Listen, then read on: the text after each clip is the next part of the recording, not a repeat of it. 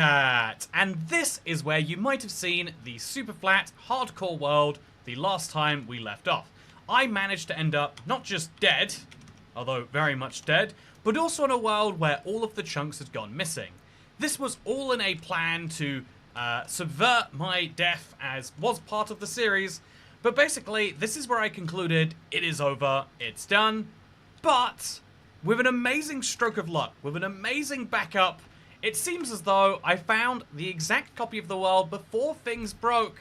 However, after all of the zombie piglins got out. Yes, that's right. Here I am, back on the world, day 87, and all of my stuff seems like it still exists. So, if you don't know what happened in the last part, it has been a few weeks now, I managed to get zombie piglins, and amazingly enough, they managed to use the water to fly up and over and to kill me. In hardcore, dying means you're dead. Also, did I just pick up 50 levels from the ground? I think I did. Jesus. Anyway, so and then I still have to kill this guy though, because he has my sword and my armor. Actually, not my sword. You know, I guess I have to kill them all at some point. So basically, we have a disaster on our hands, chat. But it's a disaster I want to come face to face with today, because I realized ending the super flat on, oh, the world is broken, sucked. And so when I realized the world was still around, I figured there was an opportunity to give you a real, you know, we can call this a season 1 finale of the super flat hardcore world. And so that's what we're here doing today, internet. So my goal, ideally, is to get villager. I feel like the point where your options get crazy is when you get a functioning NPC village. Right now I have in this chest 13 gold ingots, 14 if you add the one that I have already. I should make sure there's no extra stuff like hanging around in here somewhere that I'm missing. So if I kill all of these zombie piglins and they drop on average what they will, I'll have enough gold to get 2 golden apples. And so all I'll need at that point is to get 2 apples and then to get a witch to poison a zombie villager before using a golden apple on it. Is that going to happen? Well, this is the most possible it's been. You know, when we started this world, we were 20 days in and it was like, okay, well, who's to say if this will ever go anywhere? But now we're at a point where things could actually get good. Things could get great even if we can follow and if we can believe. So what I'm going to have to do is something absolutely crazy. Oh my god, I can't believe it just let me attack him. I'm going to do something absolutely crazy and I'm going to attack a zombie piglin with all of the other ones around me. No, that's why it was crazy. That's why it was so crazy. And then what I'm going to have to do is I'm going to have to get over here. Oh no, okay. I'm going to have to get over here and run. Oh, okay. Not what I was hoping for at all. Okay, so you can see why it is so crazy to attack a zombie piglin. But since they've gone out of their pen, this is what needs to be done. Although only this guy seems to care now, which might be useful to know. Oh, and even he gives up. I'm amazed at how little zombie piglins really care about you attacking them. In the long run, apparently. So now we eat, because obviously I need to heal. I need to make sure that one single hit won't kill me in the future. And I'm going to go put on some armor. But there's a problem with armor, because there's a guy wearing mine. So I need to go and kill him ASAP. Ideally without being murdered. So why would you use handle, though? Handle? So I can't use silly goose. Well, my name changed. Wait, people's names are changing? Hey, thank you for the tip. Entertainer. Damn it. You know, thank you very much, Brandy Lewis. You know, I make the argument that you shouldn't have to care. You know, I'm glad, I'm happy that you choose to reject that argument. But it isn't an argument that you need to reject. There are so many piglins everywhere. I have no idea how I'm ever going to kill them all. I guess we can stop more of them escaping for now. That's like the easiest step 1. Is if all of these guys stay trapped in there, then I can just kill the ones that aren't. And that'll make my life easy, right? So, can we do this at all? I need to kill enough zombie piglins to get our gold. But they're so spread, and I don't know if we can... Okay. Here's an idea, right? Here's a crazy idea. I'm going to attack him. I don't know how many are damaged and not. Okay, so we attack one, and we attack another one, and then another one, and then another one. And again, we can only take 2 hits. So I cannot state enough how poor of an idea this is. But I just need to get my gold nuggets, which means I really need to focus on who I'm going to attack. These guys in here clearly think that I am no good news. So what we're going to do is we're going to remove the way up here. Oh, no, no, no, no, no! Okay, so... just to make sure that I'm safe. I don't know what to do about this, chat. If I run off and go to sleep, I think they might despawn. I don't think the zombie piglins have that don't despawn tag on them. And I need to kill at least another good few piglins to get this done. But thank you very much, Brandy Lewis, for the tip. If you're curious how I'm feeling, after I felt bad 2 days in a row, I was like, this will definitely get better. Day 3, I was like, well, I'll just go check. And I'm like, oh yeah, it'll probably get better. But after like 5 days, I was like, well, it's not getting any better, therefore I'm probably going to die. I jumped straight from like, everything is fine to... But now I'm like, I can just about hear in my left ear again. It seems so like, it's like all on base or whatever. Okay, so let's confirm with a single zombie piglin here. If I can... Okay, so I'm gonna stack up first. And then we're gonna punch him. And he can't get me now. 2 blocks is enough. And he dropped a whole gold ingot. I think that might be just fine. I think once we got that guy's gold ingot, we might be good as the hood, you know? Yeah, I'm feeling pretty positive. Okay, so let's just go put this in my chest. Again, we need... Oh, God, oh, God, oh, God, oh, God, oh, God, oh, God, oh, God, oh, God. I need dirt. I need dirt in my hotbar right now. There we go. Okay. So they stopped chasing me, which is good. Will they start chasing me again? I guess we'll find out.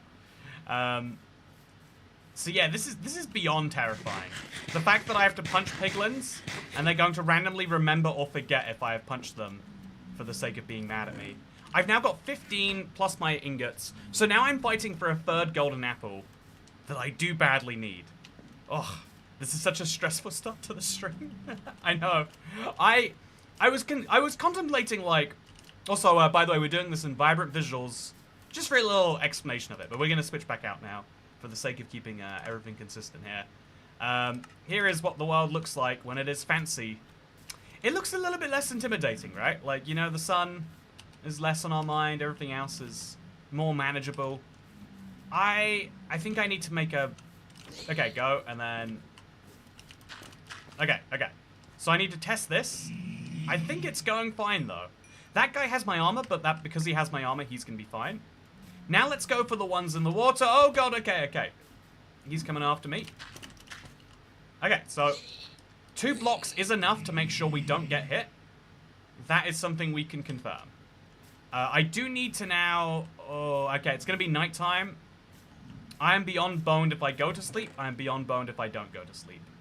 I am in a lose-lose situation, to be clear.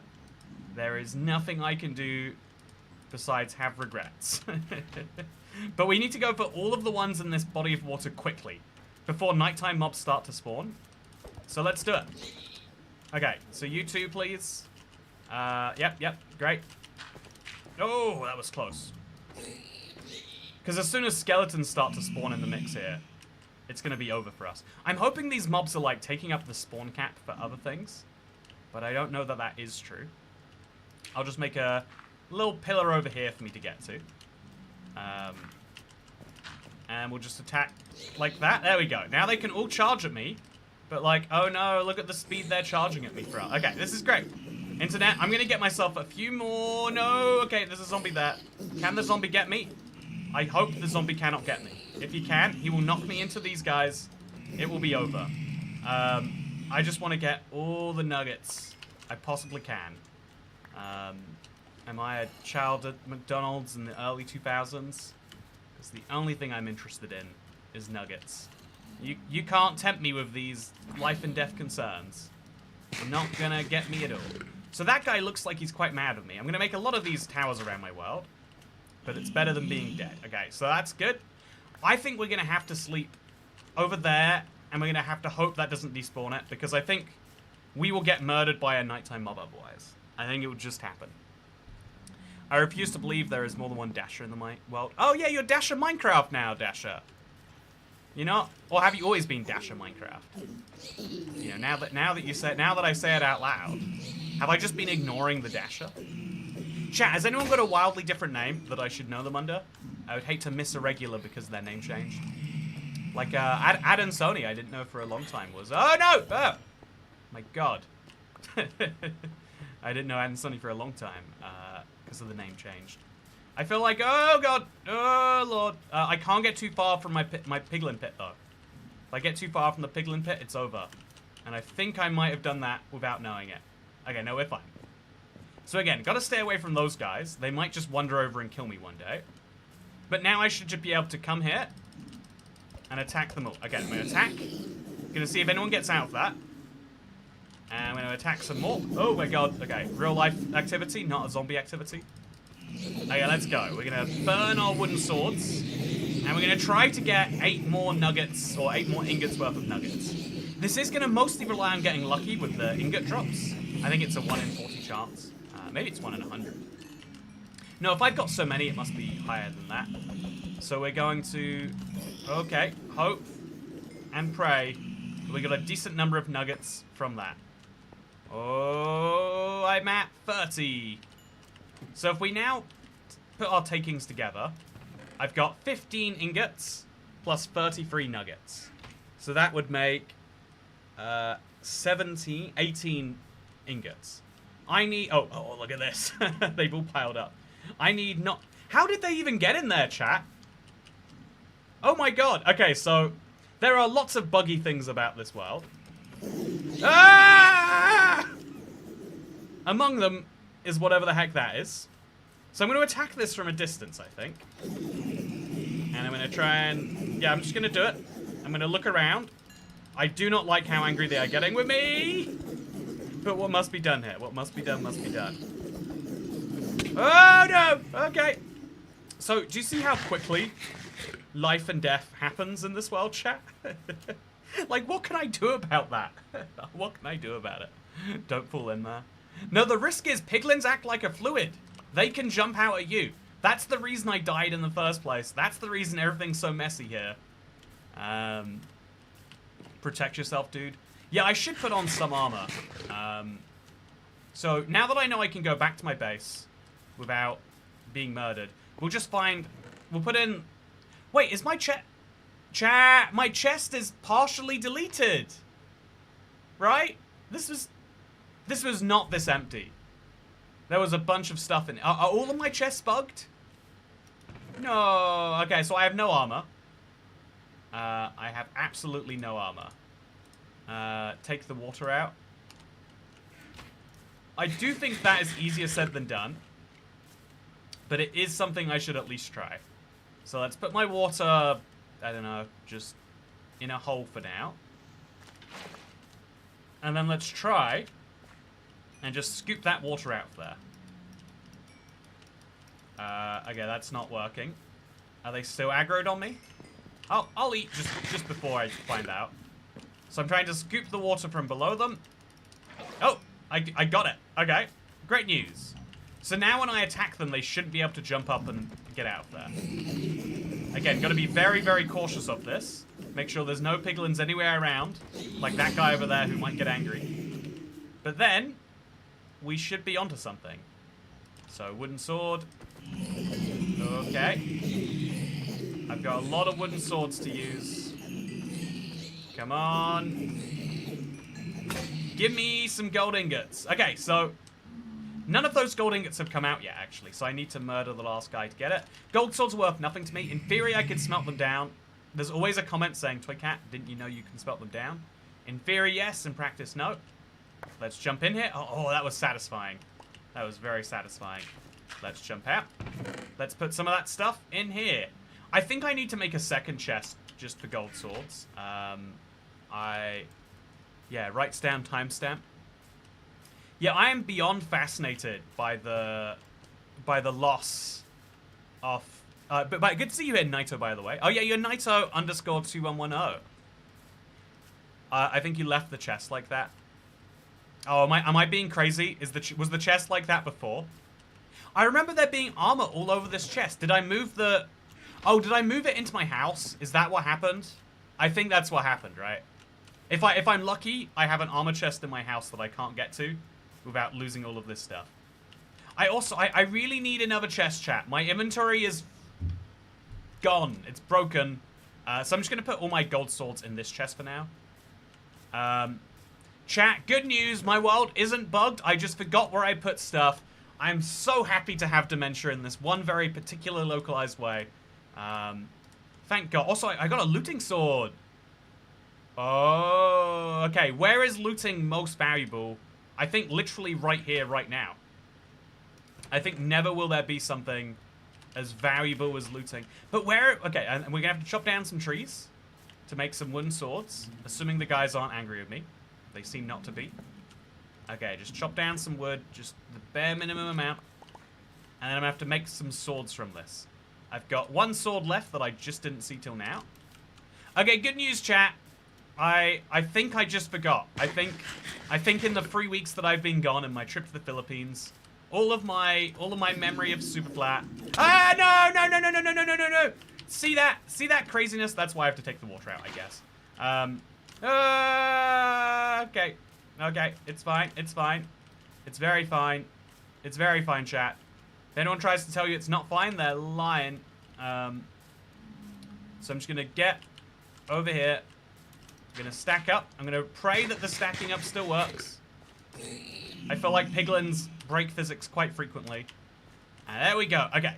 So now my number, chat. So how did these guys get out? Everything about piglins is broken. Now my number is 18 ingots and 47 nuggets.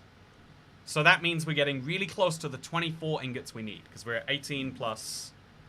What would that be? Like 5? So 23. Yeah, I think as long as we don't balls this up, I think it's nailed in now. I think we don't even need the looting sword. There's actively no point of using the looting sword. That's exciting! You angered them so much they use the law. They try to break the law of physics to kill you. That's what happened. I swear. I swear to God. Oh God, there's a guy. Good news is, I'm just gonna build a bunch of these dirt piles that we'll have to fix later. I think genuinely, chat, because we're gonna be waiting for the Wandering Trader to get those apples. We need to do a whole disaster recovery episode today, and I'm not even that mad about it. So I'll attack that guy. He doesn't seem to notice that I attacked him. Okay. That's okay. I'll leave him be then. And now we're going to try and scoop up the water. Oh, no. Okay. Try and scoop up that water. Because that has messed... Okay. That water messed me up. Now that the water is gone, I should be able to kill the piglins. I'm hoping... I thought you only needed 16. So I need 16 to get 2 villagers, but 24 makes a big difference in getting a third. 16 is fine. 16 is good. 16 is replacement levels, or whatever we want to call it. But if I get up to 24, it means I get a spare villager. There are some professions that you can't get naturally in Super Flat. You can only get if you happen to get lucky. And so if I get one of those, that would be nice, right? Not saying I expect to get one of those, but it would be very chill. Okay, so now we make some sticks, and then we'll make another sword. And we'll just switch out the swords until later. But yeah, I think society surrounds us with so much, like, oh yeah, do you have a random pain? Could be nothing, could be you're dying. And so I fully try to stick on the it's nothing side, and then eventually I get lured in by the I'm dying side. Because it's scary, right? Like, you hear enough stories about people who are like, oh yeah, I was dying, and the doctors tried to tell me I wasn't, and then it was too late. And you hear enough of those stories, and eventually you're like, oh, maybe I should just always assume I'm dying, so that it's not too late the one time I am. Because, you know, eventually we are going to be dying, right? That's the mathematical truth. But there's also a truth of, like, if we assumed everyone was dying all the time, that'd be a wild misallocation of resources. So working out how to square that circle is something I don't think most people can do. Ooh, Super Flat World, we are back. Why are you ending the series after the stream? I think we're going to call it the end of Series 1, right? I had a bit of a, like, I don't want to do this anymore moment. But I figured rather than doing that blindly and randomly, as much as, like, you know, of course we can do that, I figured wouldn't it make more sense to at least round things out as they exist? Okay, so we're gonna go right up to the wire on this one. So 55 nuggets in the chest. I'll leave one in there so I don't get a slot No, 54 is exactly 6 ingots. That's 20. That's 24. I don't need to kill any more zombie piglins, chat. Besides the guy who has my armor. But I mostly want to kill him out of revenge. Once this guy is dead, killing zombie piglins becomes like a game of decoration. I could make myself maybe like... What can you make with 1 bit of gold even? Like, basically nothing, right? So, as soon as I get him, life becomes good. So I'm going to attack him and lead him away from the slime, actually. I think that's the name of the game. And then we could go to bed. And since we're waiting for the Wandering Trader, we should go to bed. Because I don't think he likes to spawn at night. And so we'll go to bed and we'll wake up in the morning, refreshed and ready. Okay, so that is my armor back, chat. I'm finally... I think I had boots too, but you know what? I'm finally in a better position than I was about 3.5 weeks ago when everything went wrong. Yeah! So, just to make sure the maths is right here, I'm going to ingot up my nuggets. Because if it's not, I need to go out right now and I need to kill some more guys. That's 6. 24. And so a golden apple takes 8. Yeah, we've got exactly 3 golden apples. I have 2 more nuggets, so if I got another 7, I could do something with that. Are there at least 7 zombie piglins? Because if not, killing them isn't that crucial. I don't think there are. Oh my god! Oh! Have you ever seen that before, chat? Have you? No!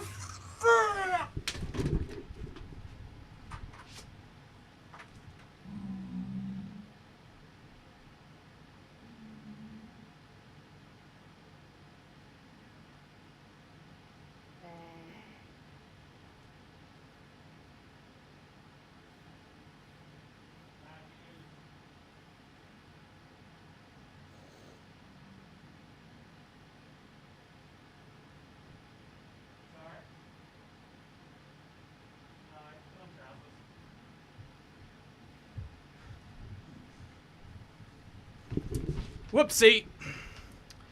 Don't you hate when that happens?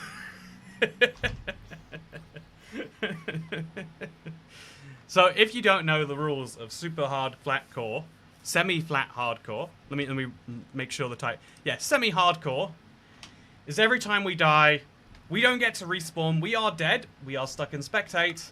And the only thing we have is our world backup. Which means I have to go back to day 87, just like that. Honestly, if you think about it, this is the lowest penalty we've ever had for death. We lost, how long have we been streaming? We lost 20 minutes of work, and so this seems like the laziest, like, oh, it's just hardcore, but when you die, you know, like, nothing happens. It's like, no, usually we lose hours of time. And this, but the way it works is we get to go back to our previous backup, which in this case was only 20 minutes ago. I guess we can be grateful of that. GG, this was nice. Let's do it again, but better now then, shall we? Welcome to the start of the live stream. Oh. Am I alive? Oh, I am a type of alive, apparently. There we go. Okay, so I've learned from my previous mistakes how to do this better.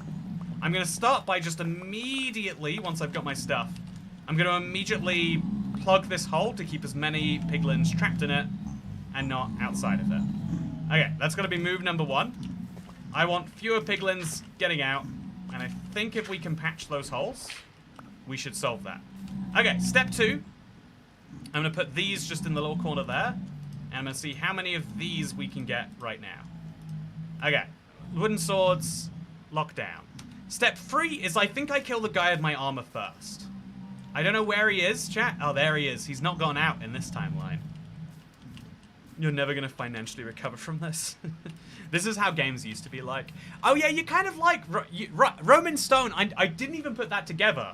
We're semi-hardcore in this case. We're just playing old-school video games where you go back to your previous save point. I don't know how my brain didn't put that together. Because I was trying to think out, like, how would I explain this to someone... Oh, I'm going to not do that. How would I explain this to someone who hasn't watched the series before? You know, because hardcore in Minecraft has a very specific set of expectations. And I like the idea of like, oh yeah, it's like a video game. We have save points, and the save points are at the end of every stream. So every 2-ish hours, as long as the stream is. Maybe a bit more for Super Flat Core. I think we've been a bit longer than 2 hours on average here. Yeah, that is the way. Also, in this timeline is such a fun thing to say. I'm glad you agreed to Lord of Pie. I'm good to see you, Lord of Pie, again. Wow, you're basically becoming a regular. By the way, 10 million boats as moat. Thank you, it's B. I stay super hard about this flat core. Okay, you know, I felt so bad because I missed some tips. But I stay super hard about this flat core. I'm glad that you're not just, that, you know, I think any comments here will become, that will be used against me at a later date. But that means I've lost the looting sword, very tragically. So the easiest piglins to kill are in the water. I think I worked that out earlier. If we stay in the water, life is good. Oh god, yeah, if we stay in the water, life is good. So let's stay right here, because we can knock piglins back way further than they can get to me. It's like a fun video game. I mean, I guess Minecraft is already a fun video game. Doesn't need to be like one. But as long as no one comes from behind me, oh, we should be more than good. So I'm going to kill these guys first, because they've got a risk of jumping out and getting me later. So we get them, then that'll get me, that'll boost my supplies. So again, in this timeline, chat, which is a thing we can say because of the way our saves work. In this timeline, since our last save, oh, reinforcements are coming. Okay, so we're going to stack up near this guy, because when we attack these guys, he's going to get mad too. But again, it's no problem for me. I can deal with this just great. Yeah. So in this timeline, chat, I'm going to see how much gold we have, and therefore how much gold we need. I think statistically we're going to break even either way, but it relies on a lot of RNG for us to do this. So we're at 14, 18, we're at exactly 16. We have 2 golden apples, which is fine. We could leave the zombie piglins and do nothing with them. But you know how I feel about dice rolls. I have the opportunity to do the dice roll of a lifetime, chat. And so I'm not going to be turning that one down. If I get luckier this time, I might be able to then also get myself, you know, something goofy that I want. And that sounds great. So let's take the water out of here first, if we can. I can, you better believe it. And let's take the water out of here too. I do not know how the piglins got there. I am going to choose not to question it, because it makes my life easy. And then we're going to just kill the last few piglins that are anywhere near the surface. I think him, and anyone who can jump out, they all need to die. So, you two probably, I can just imagine you getting close by otherwise. Okay. So we'll leave them back here. I'll make a tiny dirt tower. And then as long as no one else gets out, I've now made my job so much easier. I shouldn't be getting attacked. This is all bonus gold, chat. This allows, no! There is a way out of here, apparently. Apparently zombie piglins can use ladders if they get stressed. That is a useful thing to know. How do they randomly decide they're not mad of you anymore? What is the basis for that behavior? Yeah, when they're mad enough, they can use ladders, which is a really useful thing to know as someone who is at the... Which is, I guess this is an easy way to get them one by one over here. They'll climb the ladder very occasionally, and then I'll murder the ones that do. And then I'll pick up the loot later. Yeah, you can see it's, again, it's like a fluid dynamic situation. Like, there are fluids. The zombie piglins start to act like a fluid, which is dynamic. That's my understanding of fluid dynamics, by the way. Whenever Toycat shouts, I get nervous. I'm not a shouty person. I'm quite the opposite. I'm quite the opposite. By the way, Dan Marsh, good to see you. I saw in the pre-stream, you saw someone reviewing hot dogs. And I've got to say, like, it's a crazy opinion, but Costco's hot dog isn't just cheap. It's actively one of the best. I think the only place, I think you're lucky to live in Vegas, Dan. I think, that's the only place in the world I've had a hot dog that can approach Costco is like, oh no, he's gonna come up here. Oh, what have I done to myself? I think Dirt Dog, I don't know if there's one not on the strip, but there's definitely one on the strip. It's the only place in the world that has, like, approaching Costco level hot dogs. Yeah, it's very strange what's happening here. But again, we're handling it well, I think. So I'm going to come over here, and I'm going to make sure I place a block here so they can't come up and get me. So there's still 2 zombie piglins in a boat there. But now there's this guy. Oh, okay. So now that guy will probably... If I can just convince this guy a little closer. I can't. I can probably get that guy to come over here and die too. And again, we're doing fine so far. There's less panic movements. A lot less stress than before. Which is great. Okay, here we go. Let's do it. Let's do it. As long as they come this way, they don't get jumped up onto me. Which is exactly what I want to see. One of them will eventually get out, and I just have to immediately be willing to run backwards. Also, nighttime is scary. I have to know there are creepers everywhere that might murder me. Oh, that's my armor now, chat. I think more and more zombie piglins are just going to pick up my armor. My favorite hot dogs are Oscar Mayer beef wieners. I'm guessing Oscar Mayer's is going to be a canned brand. Just by the fact that you had to put beef wieners in quotes. Given that wieners is already like such a slang term, right? Like, no one would ever say I'm eating wieners as, I mean, you would say you're eating wieners only to make innuendo, I believe. So there we go, chat. I'm armored up again, and I got a bunch of levels. Isn't life good? Oh, he got angry and then he gave up again.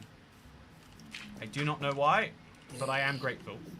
So yeah, I think nighttime is so scary, we just go straight to bed. A lot less stress, if you say so. I do say so. Hey, thank you, Anonymous! Why Anonymous? I've got so many curiosities, Anonymous. Do you like Superflat? Do you like, you know, are you someone from regular stream, but you gotta lay low because you've got an alibi for a murder you've got to keep to right now? You know, that is outside of the home. What's the name? What's the game, Anonymous? What's the reason? I'd love to know more, but since I can't, I'll say thank you. I appreciate the tip. I had the best lobster roll yesterday, chat, and the reason it was the best, I'm kind of ashamed to admit, is because it basically was like the most British lobster roll. If you're not familiar with the lobster roll game, don't blame you. It's not a common food in most of the world. The thing, like, lobster rolls are basically all about the quality of the bread. Like, lobster is a pretty definable quality, you know, as long as it's, I don't know, is Canadian good? I think Canadian, Cornish, or like, but basically, I think not even Canadian, like Maine or Nova Scotian lobsters. It's like all lobsters come from there. It's like, lobster is a poor quality food. You can't really sell on lobster being good. So the reason lobster rolls are fancy is because they use very, very fancy bread. They like take brioche, they use clarified butter. Very, very, very fancy stuff. So what's interesting is I had a lobster roll that was done very Britishly. It was like a French baguette. It's funny to say. I realize saying back how not British my description of this has been so far.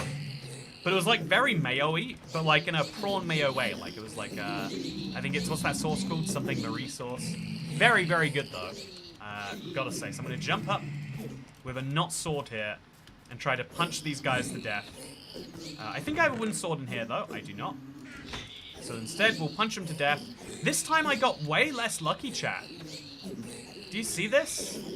I'm sitting here at literally nowhere near as many gold nuggets. I guess sometimes you win, sometimes you lose. And today I both won and lost. If you need there to be even more reasons for my death to be not worthwhile, hopefully this is something. Although, oh, I got an ingot. Yeah, I got a couple of ingots even. So just stack ourselves out of that. There's so much reconstruction that needs to be done here. But I'm just mostly grateful for not doing most of it. So where did the zombie piglins, like, literally I killed the same zombie piglins, minus like 3 at this point. Okay, so I'm gonna kill you. I've killed the same zombie piglins, chat, and last time I got 24 nuggets and I was about to get a 25th. This time I have 16 nuggets plus 44. So that's just under 5. So 21 nuggets almost. I would say I could probably get 22 if I got lucky on every other piglin that I kill. No, not even then. I'd have to get a whole ingot. So it's unlikely. Very, very unlikely, in fact. Isn't that kind of crazy? The problem with ingots is they're too rare. I mean, it's not a problem, right? It's a deliberate decision that's been based on how zombie piglins naturally spawn. if they drop too many gold ingots, then they would be either farmable or they would be a target, which is bad for like both survival and farming players. I mean, arguably farming players would love it if they dropped gold blocks. But that's a debate for a different time. I haven't tried dirt dogs because things from LA are dumb. Hey, look at you. You picked up the local spirit of someone living in a California adjacent state. Dan. I think it's the I think the way people not from California feel about California hopefully helps people to understand the way Canadians must feel about America, right? It's like you know, like sharing so much but also, you know, not actually being the same. Hey, hope you're doing desert well today. Glad you had a good lobster roll. Wifey tax. Yeah, I did. It was from a... It was weird. So I was going to this pub because they had a happy hour. It was like £1 an oyster, £5 for a drink sort of thing. And I was like, well, that's pretty good. You know, like it's one of my favorite drinks for £5 even. What a good deal. It'll be just a fun place to hang out. And it was so like I was going in expecting like a super cheap place, and they've got like a Michelin star on the door. It's like not a star, like a recommendation on the door. If you're curious, Michelin stars, you can get Michelin. There's like a few layers below a star, because a star is actually quite a high honor. I'm such a food nerd. Do you want to talk about food for a few hours, chat?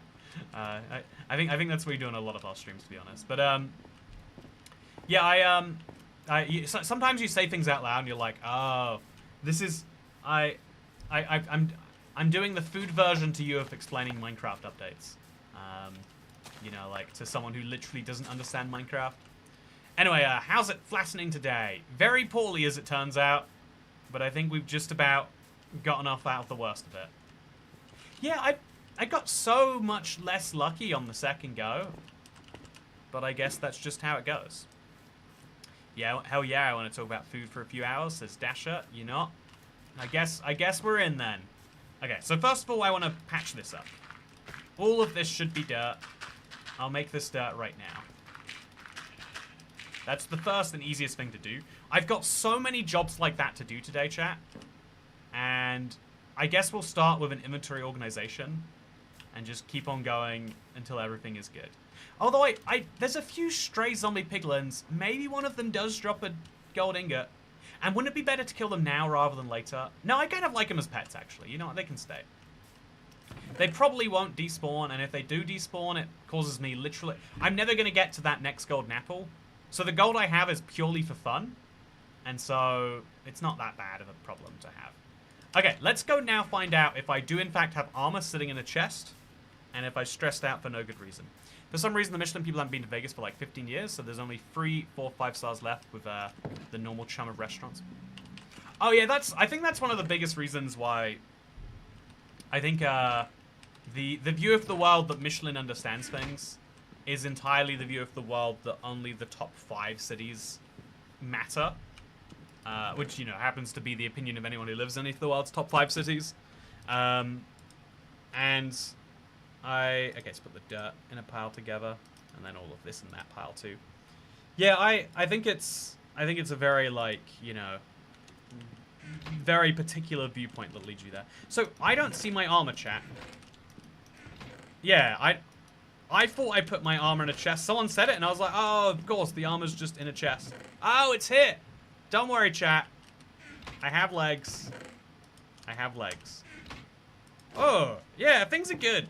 Honestly, things are great even.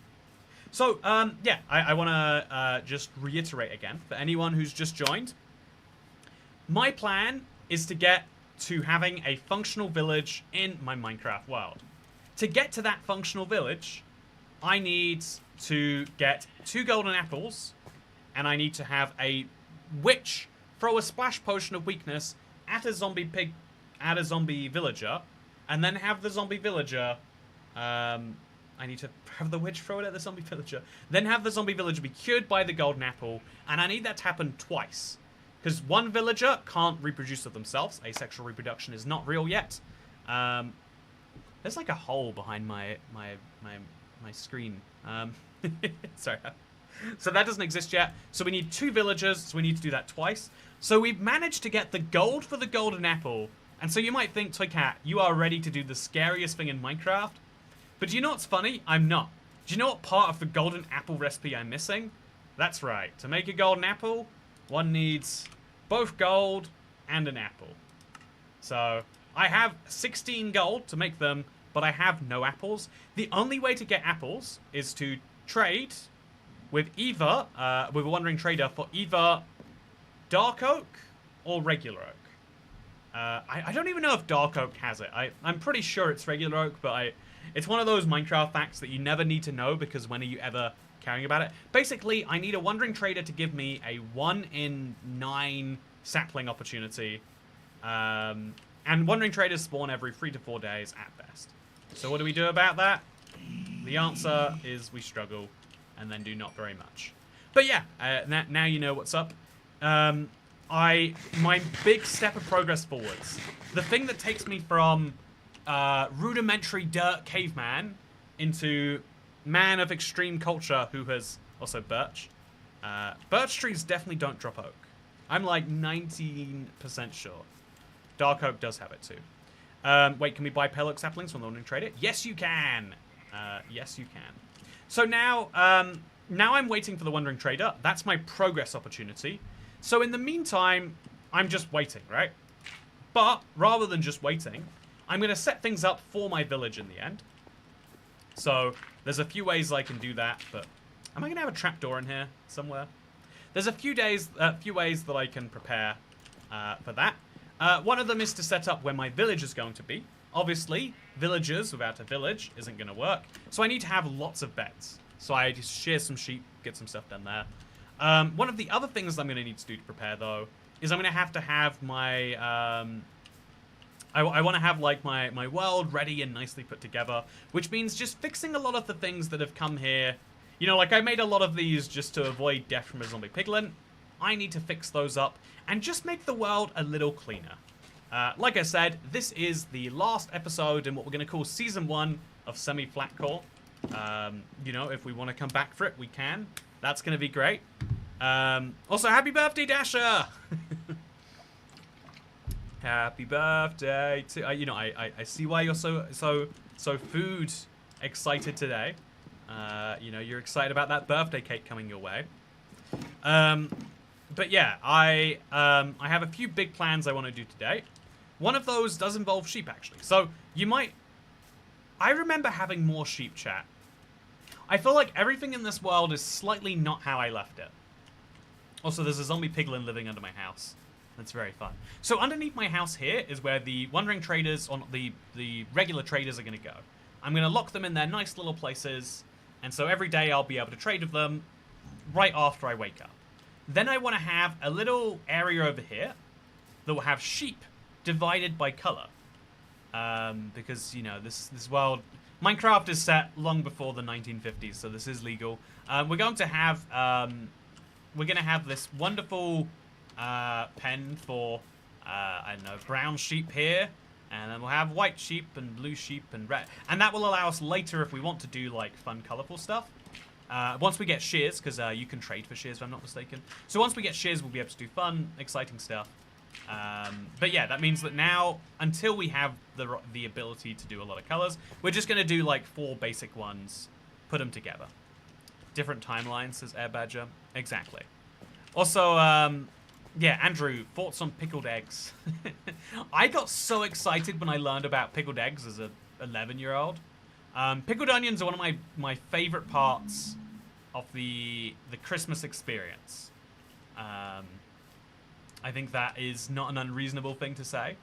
I love pickled onions. They're one of the things that make Christmas for me. But, so until we get glass, we're just going to use this and make a little, like, pane of light down here. And then we'll put dirt all the way around that. Because I'm going to use a lot of dirt for this, by the way. Which means I need to do a lot of, like, clearing out for stuff. But my plan is to have, like, a big thing here that then maybe, like, comes down on this side. So, like, there, and then a little bit, and then, like, here a little bit, and then, like, there. Oh, God. Slime. I hope this isn't a slime chunk. This is like learning you built your house on, like, haunted grounds. You'd hate to have it. So, yeah, how's everyone doing on this fine evening, internet? It's a weird thing with series on... like, I've had this struggle on YouTube since the very beginning of like, what is the right time to end a series? It's really easy to like come up with the artsy answer of like, oh, well, a series should have when you come up with something, you know, like when you're writing books or whatever, you shouldn't write books without an endpoint in mind. But a lot of people write books with an endpoint in mind, and then you don't get there for some financial reason. And you know, like, I think with YouTube videos, unlike books where it's like a year of your time, you can argue like, well, you could just keep making more of those. But I think many a YouTuber has found themselves in like a death spiral of like, you know, every part of the internet nowadays way more than ever. Like with, you know, like algorithms on TikTok, you know, TikTok is weaponizing your, you know, like TikTok gets to, you know, like weaponize like, ooh, you got fewer views than last time. Is that because you're bad at uploading? Maybe you should work out what people want. You know, like TikTok's able to use that quite well. I think there's a lot more algorithms that basically like put you on a performance plan, to use like common terminology. But yeah, I think because of that, it's really easy to get stuck. Like you know, like it's easy to want to make better and better things that the algorithm will like, and to feel like I cannot make things the algorithm will like because the algorithm is insisting that I make. Sorry, I can't make videos that will like because like, oh no, I've got to make this series that no one on my channel likes. Like even pre-algorithm, it's like if you have 1,000 subscribers and 8 of them want to watch your series, then it's like, oh, I have made a dud. But also I said that I was committing to making this X amount of time, and so those 8 people will be disappointed. I think that's the real hard thing about like internet audiences that is like understood. Is that a valid sentence framework? I think something that is way misunderstood about like internet audiences is that if you name like if you think about a channel or a thing, what's a popular YouTube channel, chat? If you think about that channel, they don't have 10 million subscribers. They have 2 million people who are subscribed for this, 1 million people who are subscribed because they like the guy, 1 million people because they really, you know, like, it's the closest thing to this, etc., etc. And so it's really hard to, like, work out what is the piece of content that makes everyone happy.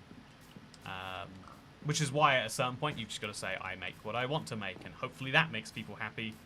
But yeah, I think that's why series are, like, such a nightmare for many a YouTuber, because you're... they might seem like the perfect thing, but you don't know that they are until you've already committed to making them. But when it comes, like, that's why I like live stream series. It's like, oh yeah, I can commit to live stream seriesing something. You know, it's less of a, you know, like bad upload concept, and it's like, oh yeah, I'm probably going to enjoy it. And if we go for 8 episodes and no one did like it, you know, maybe I don't think ultra flat, semi-flat core is that, but then it's like a chill way out. But I still think one of my luxuries I have now that I've got 1.9 million subscribers is I can say, you know, let's end it right. The right move might have been to just move straight into Waterworld. I think way more people would watch Waterworld hardcore, or even just Waterworld super flat survival, right? But I also think like no, I would like to feel like this is rounded out before I can move on to that thing. I feel like I am able to, you know, end a series early, should I really want to. But I don't think I should really want to. By the way, what are these random things that I have? I'm just going to destroy all of them. I'm going to make my Minecraft world slightly cleaner, chat. That's my political campaign. Make the semi-flat core world slightly nicer to be in. And that's exactly what I'm going to do. So, end the series when you've defeated a max level raid. It has a boss bar and it's quite challenging, just like the Ender Dragon. So I think a series like this can be infinite, right? And so my new thing, rather than just saying, I go until I don't go, is we are going to do it as seasons. I know that's like usual TV terminology, but now because no one cares about usual TV outside of shows that you get 6 episodes off once every 2 years, I think calling it seasons on YouTube is like a good way to describe like, oh yeah, this is the first wave, and then at some point it ends, and then if we want to do a second season, you know, we can. I think it's a much more understandable thing of like, oh yeah, we decided not to renew that for a second season because, you know, say Waterworld is more enticing. Or maybe I just, you know, like maybe I like playing not flat worlds all of a sudden. And I feel like having a nice rounded endpoint for each of those is good. And so my round endpoint today, chat, is I think 100 days, right? Saying that we survived 100 day in hardcore, even if with save points, I think is quite an accomplishment. I think it's something to be proud of. And so it is what I'm trying to do here. Real quick, my AC is like just over there, but it keeps pointing itself down, chat. I need to work out why that is. I can point it at the ceiling, but that's going to be going outside, I think. Okay, I'm going to jam something in there.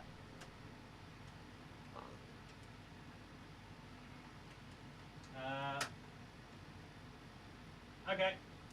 It's staying flat now. That works. Oh. Yeah, I've literally got an AC unit blowing directly onto me, and I'm still getting boiling hot. Like, I'm sweating so bad. The original reason I subscribed to Toycat was communism and the Let's Play. Out of context, internet comments. Okay, so we're going to throw as many carrots as we can back in there, and then we can just keep growing the rest ourselves, because we're clearly going to need to do that. With enough zombie piglin killing, the world might develop normal terrain. Yeah, if I keep... That's a good point. Me flattening my world right now is undoing all this progress, arguably. Maybe I should be doing the exact opposite. You know, that's a very compelling point that I did not think about, and that maybe I should. So I think what I'm going to do now is I'm going to destroy this chunk right here. I think I need to destroy it because it's a slime chunk, and I think if I do so, it would be kind of satisfying to look at. Or I could do it on like a way... I could do this one kind of fun, because I know it's one chunk. I could like go down a block, make this into path, then go down another block, make this into path, and then after that go down the final block and have bedrock. I think it would look kind of cool. Also, Ghast in the end was key to more shulker boxes for me. There is an end to everything, and Seasons is a great bookend idea, 10 out of 10. Doing Desert well! I'm glad you're doing Desert well, Kitchka, and I'm glad you like my Seasons idea. Again, I just felt... It's a weird thing, and I'm willing to fully admit, this is the craziest bit. Sometimes you are doing something for other people selfishly. I think the world needs to understand this better. Like, I could have left this series and I would have, you know, like, I think ultimately, like, the only way that you can ever function and, you know, like an entertaining... Like, you know, if you look at YouTubers that have been on the platform for years, I think the only way you can really function is if you can, like, work out a way that you like doing it for you. I think being a people pleaser is, like... It is something that breaks everyone eventually, right? That is a... that's a well-documented fact.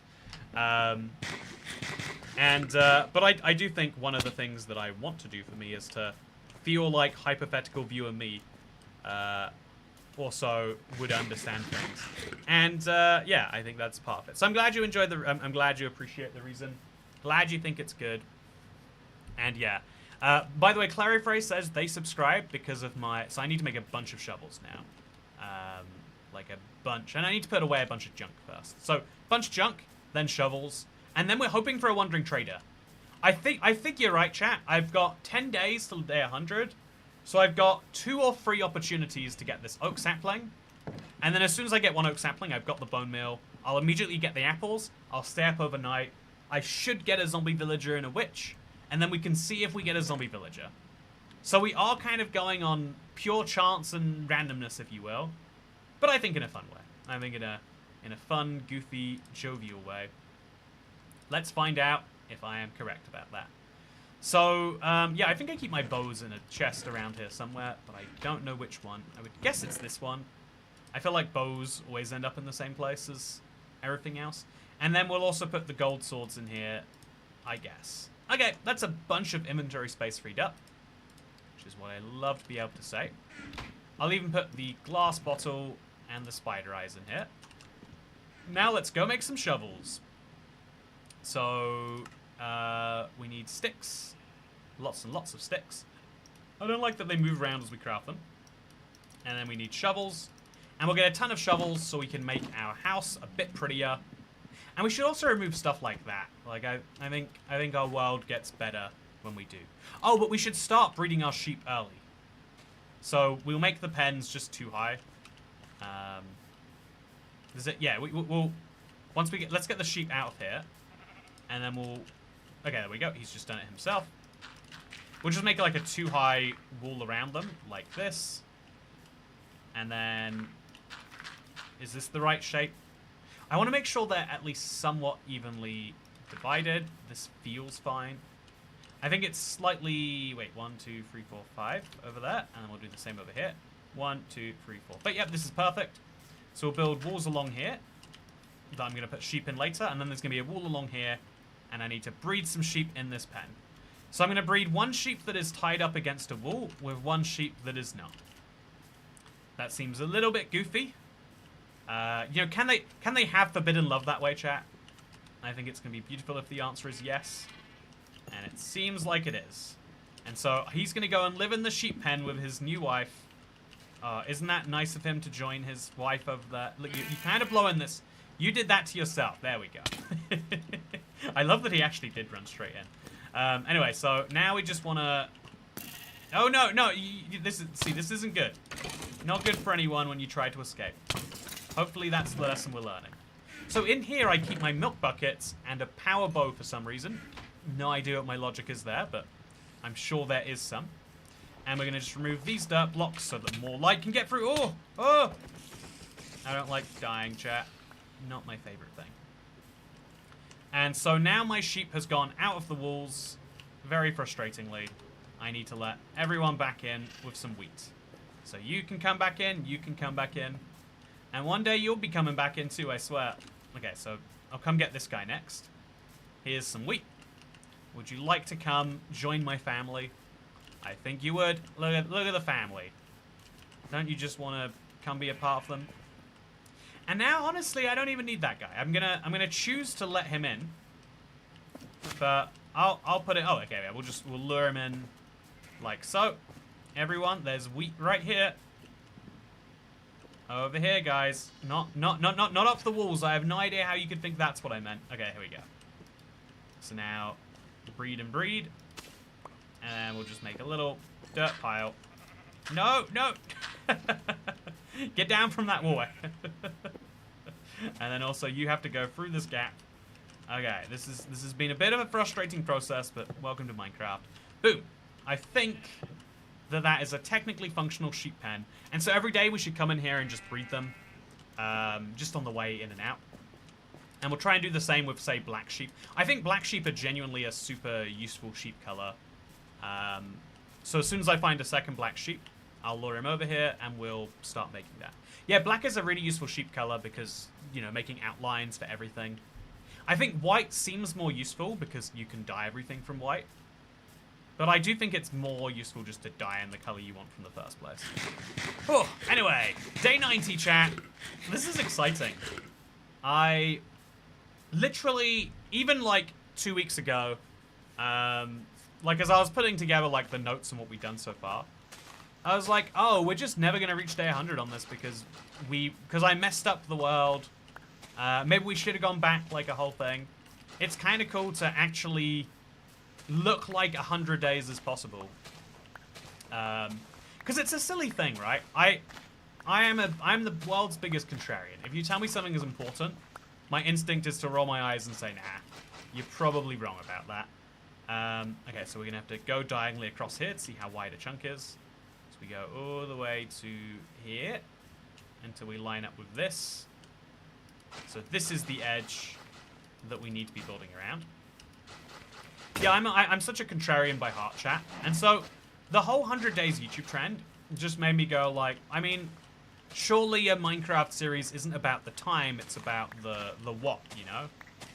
No one cares how long you've been doing something, they care what you've done. But something about it it's caught people's attention so much that like, to this day, it's great. It's one of the popular go-to styles. This series would make more sense with the pattern texture pack. Why do you think that, Pout? Please give me an explanation. But yeah, I would love to hear why you think that. The Mass Effect mashup pack. Very goofy. I assume you're getting all the wall colors so you can make a pixel art map of Kiribati. You know exactly what I'm up to, Dan Marsh. Cannot believe that. But yeah, I'm glad I have so many shovels. I'll get a ton of dirt. And I'll also make, hopefully, a pretty cool monument in the world. I think this is just the fun thing to do in the super flat world, is just, like, make every one of these slime chunks into some piece of art. So that rather than being a blight on the world, it's like a cool little quirk of it, right? So this is the basic idea here, chat. Just to show you. 100 days have been ruined by people faking. Yeah, I mean, I've clarified and shared many times. Like, that's one of the biggest flaws in it, right? Is it's things based on time where you know it's being edited down to save you time. It's like, well, now you don't know that it's legit. I think it's cool that Bedrock has this day counter, but even the day counter, right? If you were to watch this video, or watch the future video, without having seen all of these streams, or without knowing that the streams are there for you to see, like, who's to say, I'm going to guess the end video is going to be, like, less than an hour. Like, who's to say if I spent less than an hour just recording the important bits, or if I actually went through and slogged and did it all. It's, like, arguably inefficient to do the hard way, right? I think that's where the real mess starts to appear, is where... Like, I do think that's one of the... You know, I think AI is one of the spiciest topics. I'm not going to dive too deep into internet. But I think that's where people struggle with that too. Like, in theory, it can be a useful co-pilot. In reality, a lot of people use it as a way to bypass something they otherwise would have done, which now means that you can't do the thing because everyone will just assume that you bypassed it too. There's a lot. Have you seen like an increasing number of people just being like, oh yeah, this comment definitely AI. It's like, oh yeah. Now you used to assume that if someone was bad at writing a comment, that like, it's just someone who's like new to English, or like someone who like doesn't get sentence structure. And now it's like, oh yeah, they're definitely a bot. And I think that's like a harm for the whole platform. People who fake things on YouTube do make it slightly worse for everyone else on the platform. Which sucks. Everyone's doing I built mini biomes and prisoned every mob type of video. They got boring to me. Oh, but that's the thing, Triggerland Mac. Oh my god, it's so hot. Why isn't this blowing on me correctly? Okay, I'm just gonna move this as close to me as possible. I don't know what's gone wrong, internet, but it's just... It's now only pointing towards the ceiling or the floor. And it doesn't ever actually chill the space correctly. Ah, sorry. Can I tell you what the temperature is? Just so I can... I think it's not going to be that bad. Oh, it's 34 degrees. Okay. I thought I was being crazy for saying it's so hot. I get this in my head sometimes. I'm like, oh, yeah, well, I don't...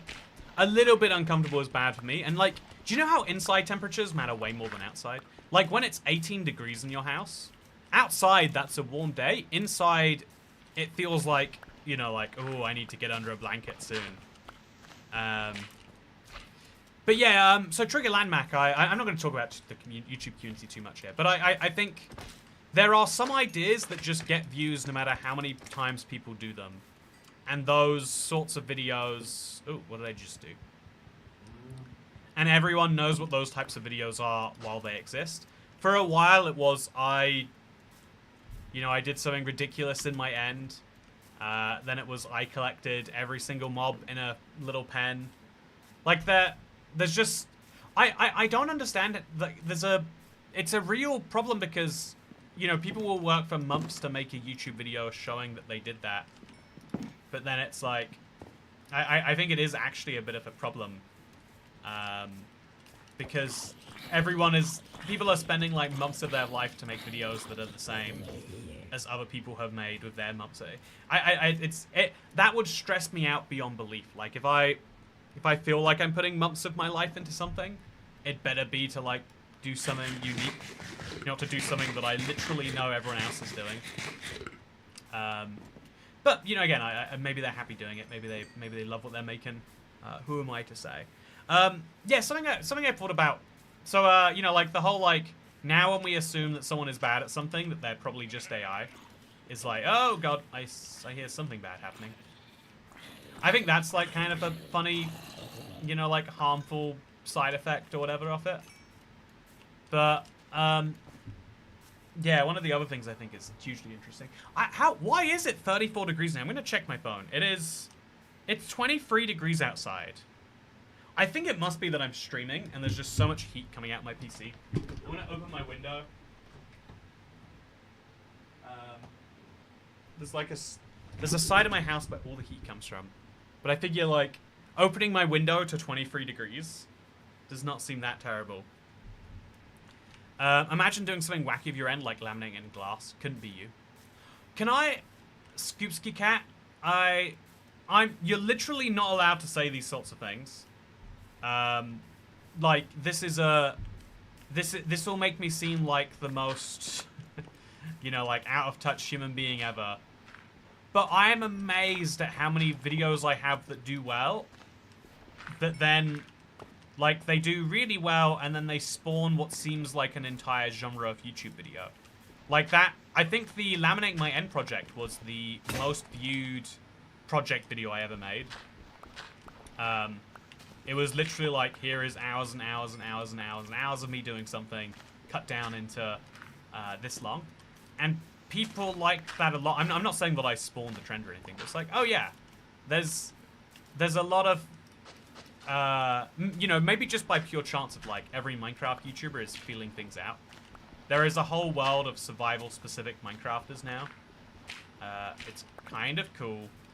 You know, it's like the we created civilization in Minecraft. Okay, yeah, it's working actually. Having a window open, it's coming in warm, and the stream when you start genuinely boiling. I think you only start actually boiling at 100 degrees Celsius, right? So I think I'm pretty fine. But yeah, chat. So you know the whole problem of like, there's a lot of things that, you know, like I think the biggest problem AI has done is like you need to trust that someone is acting in good faith and that they are not using AI for whatever you're worried about, right? Like I don't know what it is. Like you know, if someone's writing a thing, like that's why people get stressed about the M dashes or whatever they're called. People are like, oh yeah, only AI uses those. But yeah, so well, it means you're innovative. Don't worry about it.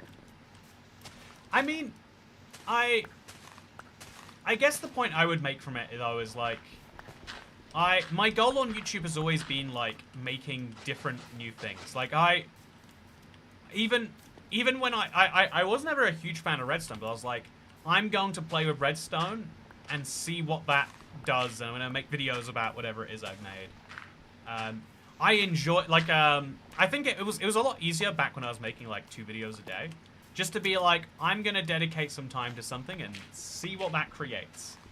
And so I guess like I think there's a lot of like goofy things that are like, oh yeah, this is a thing you might have seen on this channel. I do actually M-dash. I can actually type them in Linux. So, Kat, have you ever played Car Sauna? No, that sounds crazy. So you sit in your car on a hot day with the windows up and no AC. Maybe you turn the heat on even. Anyway, the only good type of Minecraft is super semi-flat heart. Yeah, exactly. You get it. Underscore, underscore, dash, dash, underscore, underscore. April Fool's Iron Door Redstone videos. My introduction to you, I'm pretty sure. I wanted to make the Redstone April Fool's video for years. It was sat on my ideas list, and I was like, I want to do it, but I don't know how. And so I made it, I think, really poorly. If I'm being honest, I did it, and I was like, this could be better. But I was like, it's either now or never. And I think a lot of times, like, the right call to make is never. But I went with now. I generally understand how you used to post 2 videos a day, even if they're less quality. It's still insane to me. Yeah, I wouldn't even say less quality, by the way. I still tried to make sure every idea was unique. And, like, something that you would come out of being like, oh, I guess that's kind of cool. Yeah, to me, though, I was like, I don't know, it's like it was the thing I needed to do, right? people forget this, but back in 2012, when I started posting daily videos, or started getting into YouTube more seriously, it was well said everywhere, like, oh yeah, getting into gaming YouTube is dead. Like, the best time, if you wanted to get into gaming YouTube, you had to make videos, 3 years ago. You're too late if you're starting now. And so there was like I got really lucky with the Minecraft Xbox 360 thing, and then beyond that, so like it was quite lucky that I got lucky in that way, I guess.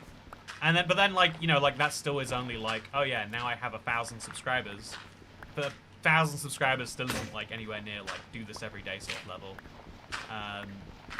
And so yeah, I worked out like, okay, make a video every day, make a try to find, try to have a video that is both good for your returning subscribers, but also if someone searched for it and found it, they would enjoy it.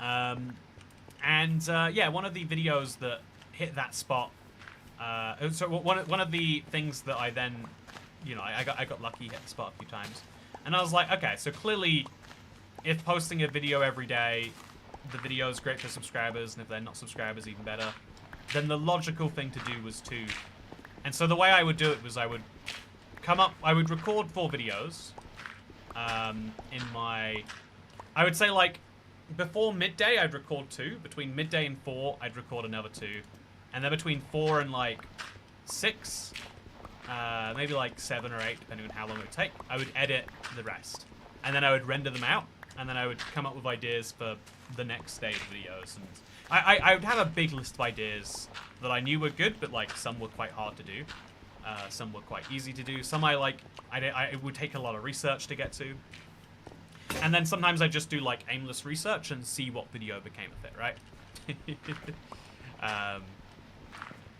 But yeah, I also stopped saying Dash Lamau. Oh, Dasher Lamau. Who's the Dash person? Are they not you? Are they you? Yeah, underscore dash is different to Dasher Lamau. Can you believe the first Flat World was 3 years ago? 3 years ago doesn't feel long to me anymore. I think I've hit that point finally. But yeah, no,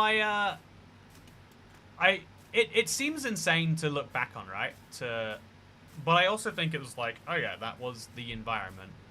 Was that there was a level of YouTube video, and I think about this a lot, that if you took a 2024 YouTube video and threw it back in time to, 2016 or whatever, I think it would do poorly. I think there's a level that people expect from YouTubers, and when you went above it, people would be like, oh, this isn't what I come to YouTube for.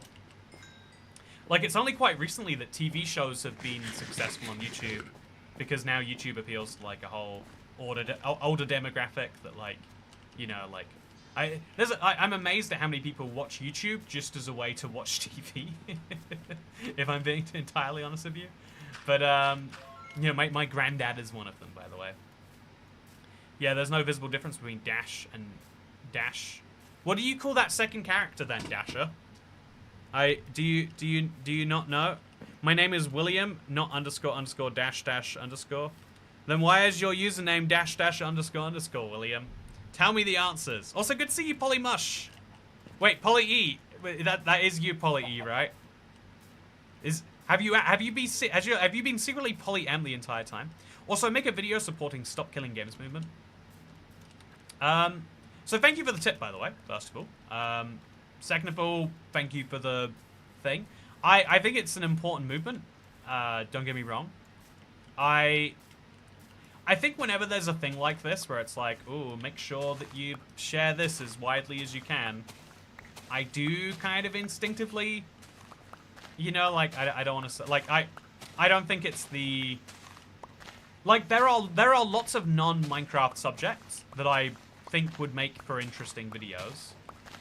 But I also, I usually don't choose to make videos about them. At least not anymore. Again, when I was making 2 videos a day, and YouTube punished you much less for some of your subscribers not watching a video, I would just make videos about, like, once every month about, like, here's a fun story.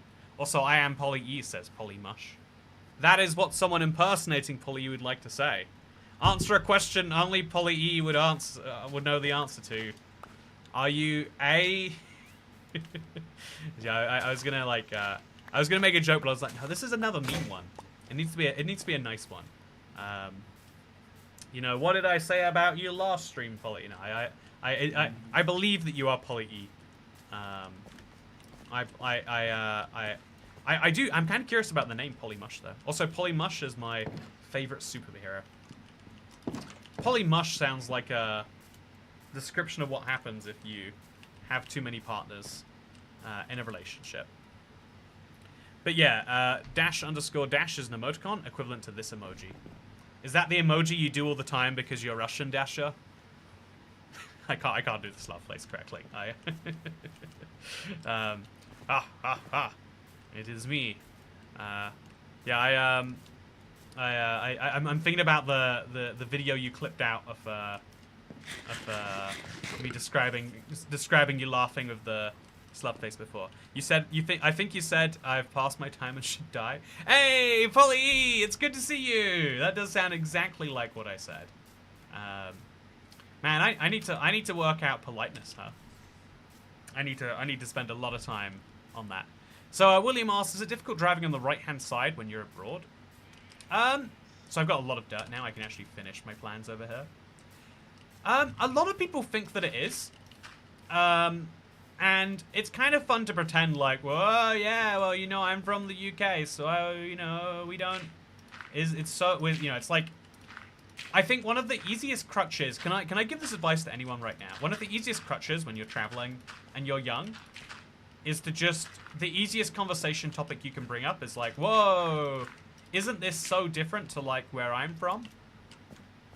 That's like... It's like an easy crutch conversation topic. It's also like an easy crutch thing in general to like be like, oh yeah, isn't the world so different when you don't drive? But I think actually it was scary the first time driving on the wrong side of the car. So in the UK we drive on the right side of the car. Do you remember the tear rolling down my cheek? I do, yes. Dasha Lamau. Also, bullied me to sub, so defo me. I did feel bad that the bullying resulted in a membership. Perfectly executed, gotta say. So I'm going to make a couple of trapdoors now to let light through in a more natural way. I'm going to probably do it like over here or something too. I'll put them down here a bit, below the surface. Because, oh, I can't sleep because of the zombie piglin chat. He's the reason I can't sleep every night. Can I put him on a lead? I cannot. So I need to nudge him into a hole somewhere, maybe? I need to put him somewhere. I don't know where somewhere interesting should be.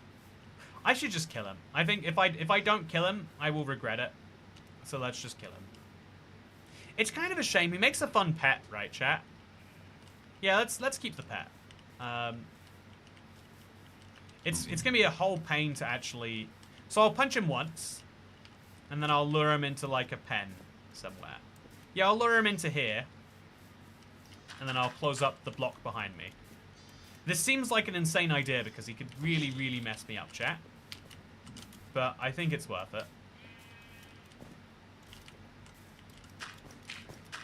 Okay, so now we just have to get back behind him. Oh, no, I'm over here, No, don't be smart, don't be smart.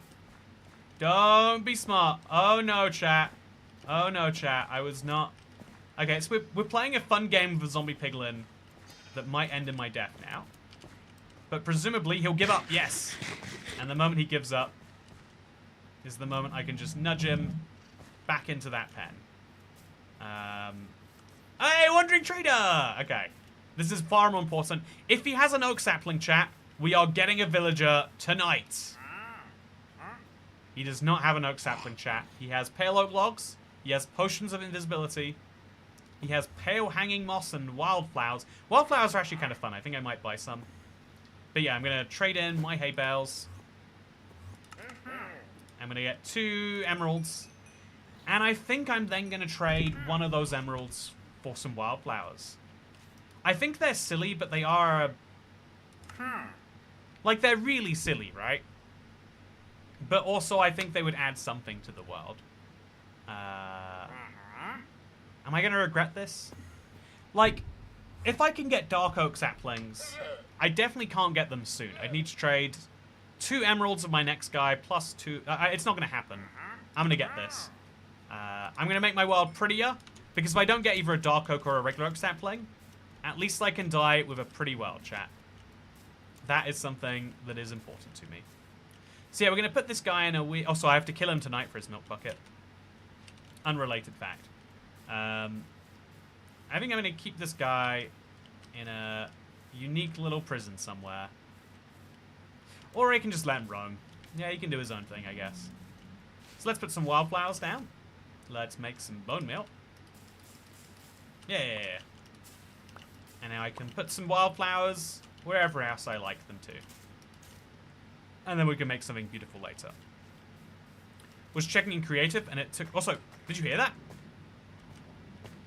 Did I just... So right now I've got like, again, because my ear is like going through like hearing fluctuations, I feel like I'm hearing stuff more than usual. Like I'm having like, not auditory hallucinations, but like a little bit of like, wait, did I hear that? It's kind of scary actually. Also boat him. Hey, yeah, you know, let's boat him. We're going to do the Minecraft equivalent of sectioning my zombie pigman. And then that way he'll be safe. Forever and always. So, friend... Oh, actually, let's put him in the middle of this chunk here. Friend, you are coming with me. Yeah, we can make like a little plinth in the middle of this thing. It could be kind of fun, I think. So we just got to get him over this gap. Is it small enough to get over? It is not. Weirdly, did you know you can't get boats over gaps? That feels incorrect. But we'll place a block down there. We can't because the boat's on it. Okay. So I'll move the boat off. Oh, the boat is trapped because it's path. Oh, right. This is the dumbest Minecraft issue I've ever seen. But it does very much track. You can get boats trapped on path blocks because they're 0.9 instead of whatever else. Very silly. Spend money on whatever you want. You only live once. Wait, what are we spending money on? Toy Cat memberships? No, what should I be spending money on because I only live once, Dasher? I need to know. The boat is 1 pixel lower because of the path. It's very silly that it is, but I think you're right that it is, so let's make some more. And now we should be able to get the boat across here, right? Hopefully. Yeah, you can't get a boat off a pathway. What a stupid fact. Anyway, so we're going to take the middle of this chunk. We're going to make it into paths. I think this would be the middle here. And then we're going to destroy around it until just the zombie pigman in the boat is left. And he can be a kind of, I don't know. He can be a figure of importance.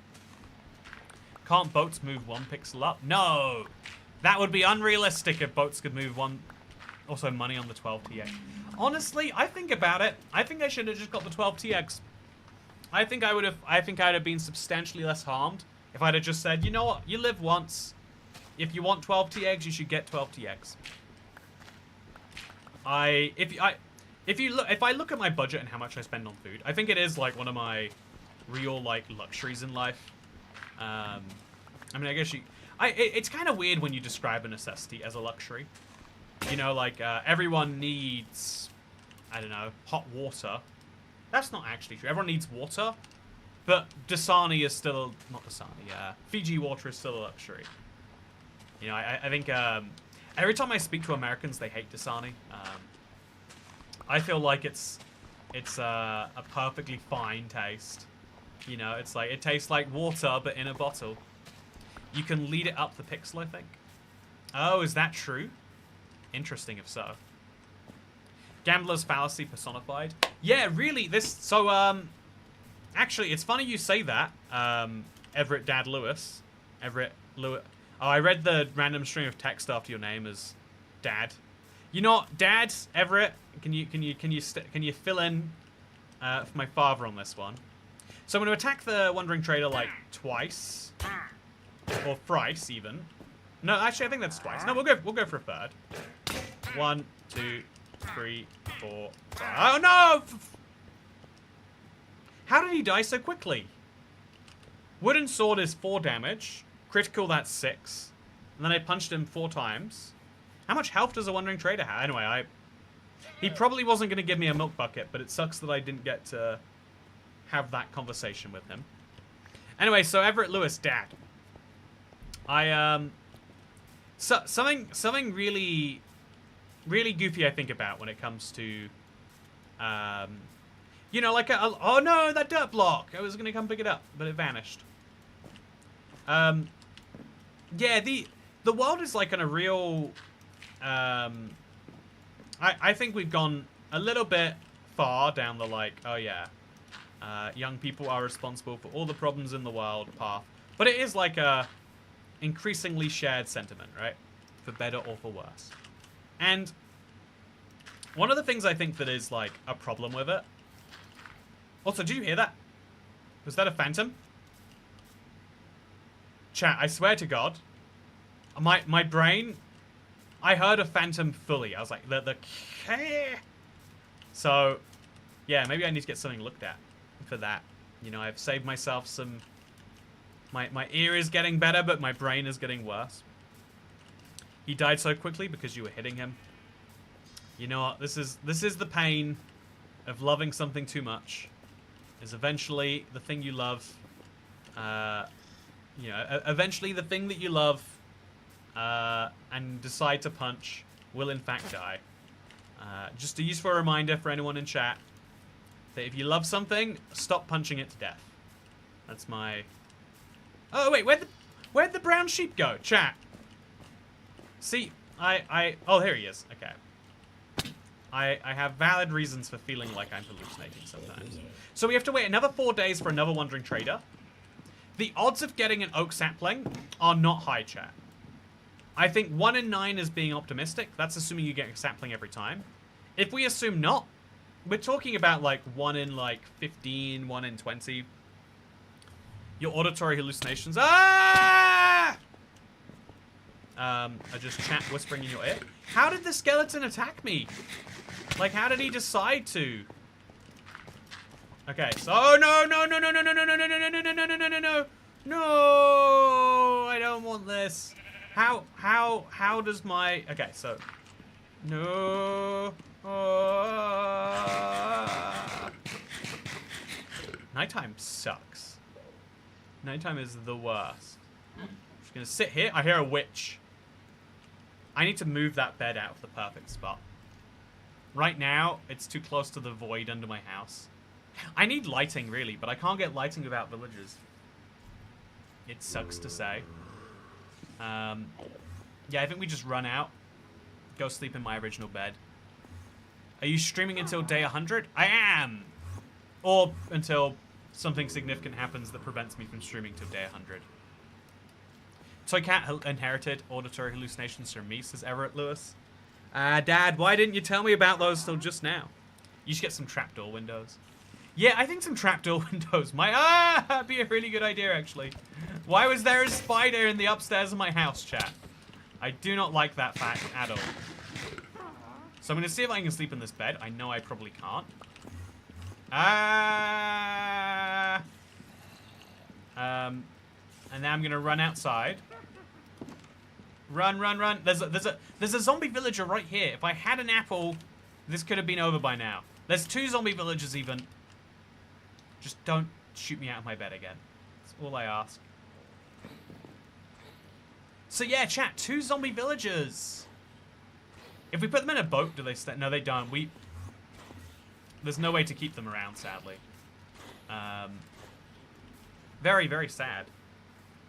So yeah, I think I've got to continue building these pens, although... Yeah, I lost my sheep because of what happened there. I don't want this creeper to be around anymore. So I'm just going to grab my sheep and I'm going to run for it. Oh yeah, bees! I've got to be dealing with them, don't I? Would you guys like to have a child? I bet you would. Oh no, come back, come back. You've got a child to be having. Man, do they really come out for like 2 minutes in the morning? I guess they do. Okay, so we're going to grab you with a lead. And now that the creeper is hopefully gone forever, gonna really check in third person, make sure there's nothing terrible happening. Now we're just going to slide the sheep in here. Can they make it through the hole? I'm glad that the sheep have gotten much better mob AI for this sort of stuff. And now the plan is to breed the 2 sheep together, and whichever color we get, we'll just treat as the color for this pen. So I'll put a dirt block there. So we breed these 2 sheep together. If the child is brown, then this is a brown sheep pen. I don't want a brown sheep pen. I want a black sheep pen. And if the color was black, then we'll make a black sheep pen. Except clearly I've decided that I don't agree with that anyway. And so, yeah, we also need to make sure we breed these sheep every day. Just making sure there's more and more sheep. Because I'm going to want to shear them and do stuff with them eventually anyway, right? So now we can build these walls up. I do have the dirt. Indeed I do. Yeah, isn't this nice? It's a little bit deep to go down into there, I'll totally concede. Deeper than it needs to be. But it also makes me feel more powerful to have big, deep sheep holes. I think that's a weird thing to say, but I've said it now.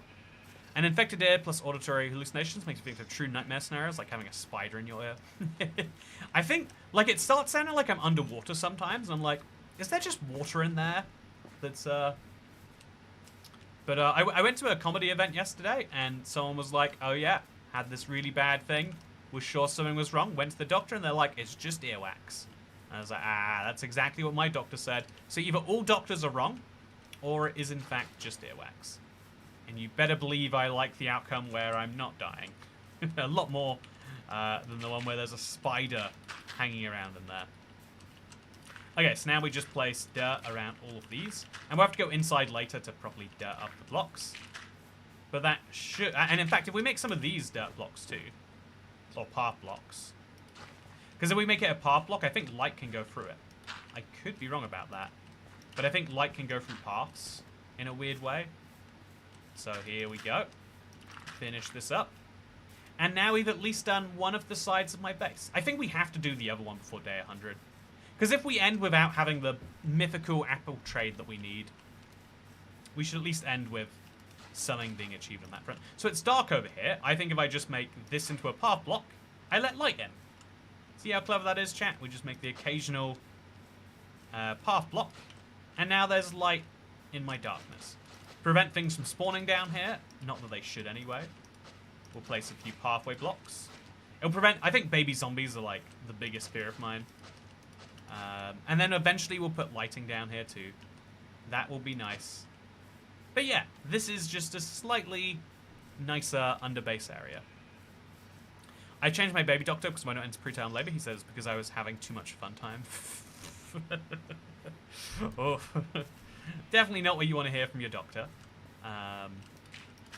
So I'm going to leave a big space here, like a block deep. In fact, I'll just build the space in one block deep. So I'll go down a block and then build the rest of this. Yeah, I was thinking recently, actually. Like, given... Do you know what the biggest impact you can have on society? Like, or rather, like, you know when we were in the Victorian age, and everyone was, like, kind of, like, just working to survive and blah, blah, blah. The biggest revolution we made was saying, look, even though children are really great, even though the incredible thing about kids... The thing that we can, you know, like, is that they're a source of labor that you get to keep some of the money from. Wouldn't it be better if we just, like, collectively all agree to send our kids to school so they could go and be smart? Then they could earn more money later, basically, right? I'm very much simplifying a much more complex debate into that. But, like, I think that was one of the, like, biggest revolutions of the Victorian time, was realizing that parenting... Well, was realizing that, like, letting children grow was important. Or, like, I don't know what the word for that is. Like, like, you know, the education is way more important than work to a certain point. Like, I'm starting to realize as my brain is changing, internet. Like, have you ever heard the idea that, like, old people are, like, kind of stuck in old times? Or I don't know how else you might want to put that. But it's like, and like some people put it down to like, oh yeah, well they'll say fancy words like neuroplasticity and like, oh yeah, like you just don't learn as much once you get old. But actually, you know, like kind of implying that like, oh, people aren't smart in some way. But something I realized is that as you get older, you make more and more decisions, not by actually analyzing everything and, you know, like putting it together that way, but kind of by intuition. As you get older, more and more decisions are made, not by carefully thinking about them and weighing up the pros and the cons and everything, but more and more decisions are made by feeling that something is right and therefore doing that. Like, again, intuition is the only way to describe this, but I think that's like how most species do most things. It's just humans are quite unique in that we have this huge learning phase where instead of having to like guess how things work, we learn how to guess. You love saying neuroplasticity, old man? Yeah, I love the word neuroplasticity. Gets me going. The thing that I think I realized about this is that, like, yeah, as you've approached, the more situations you've approached, the more a new situation you approach is going to be more like something you've already done.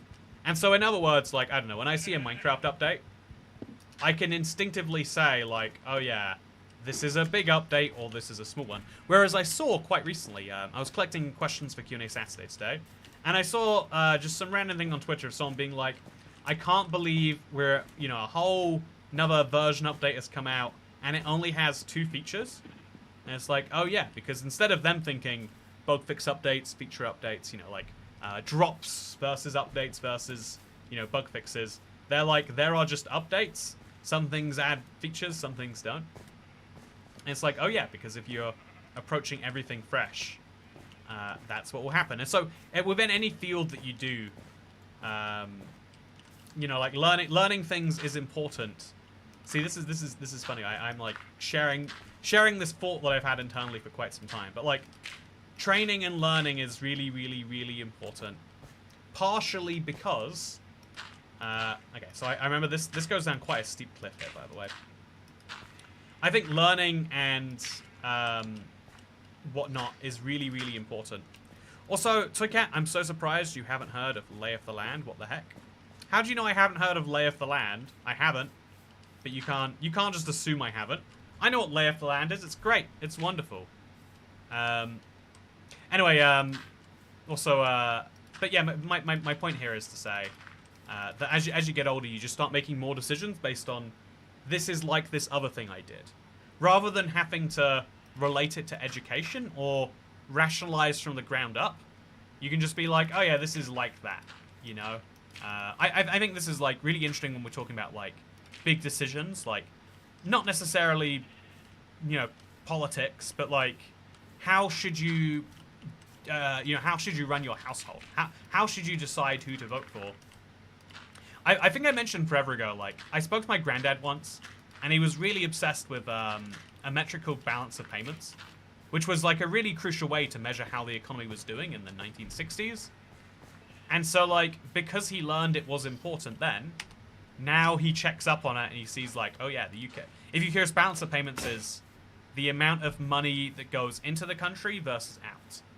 In the era of the gold standard, literally, the reason why, like, loading up gold from the New World and putting it on ships to Spain was so disastrous for both those places was because you would there was a finite money supply in the world, so for you to get money, someone else literally had to lose it.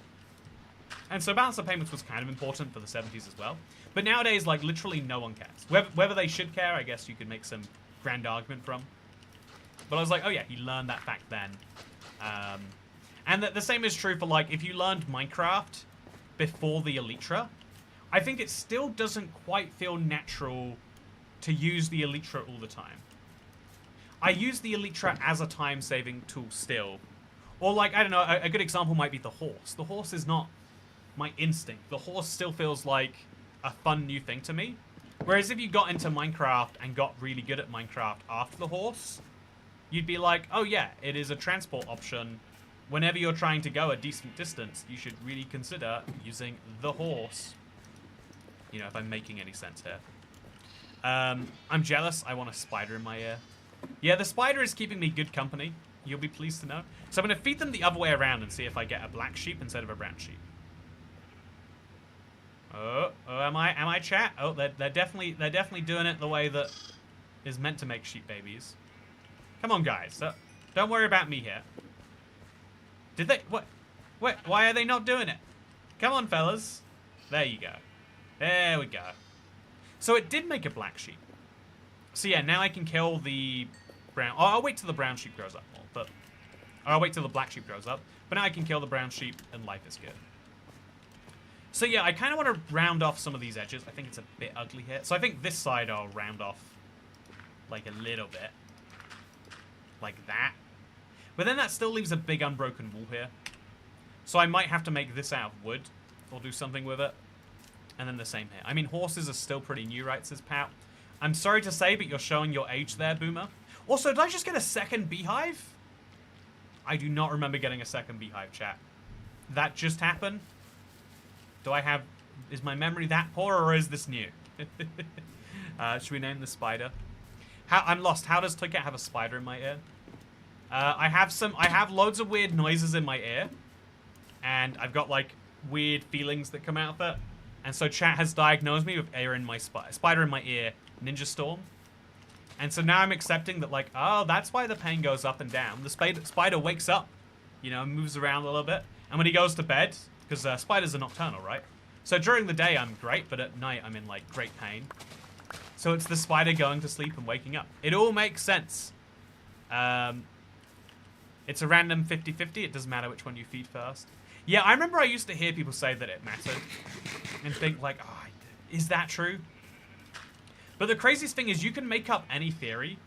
And as long as it has close to a 50-50 success rate. So I'll do it again. Black first, then brown. And if it works, I'll be like, I'm a genius. Oh, I'm a genius, chat. I fed him in the right way. I have an ear in my spider. Yeah, that's what the spider's saying. He's like, come on, guys. I've got an ear in me right now. Can someone come help me out? I don't want to be filled with ear.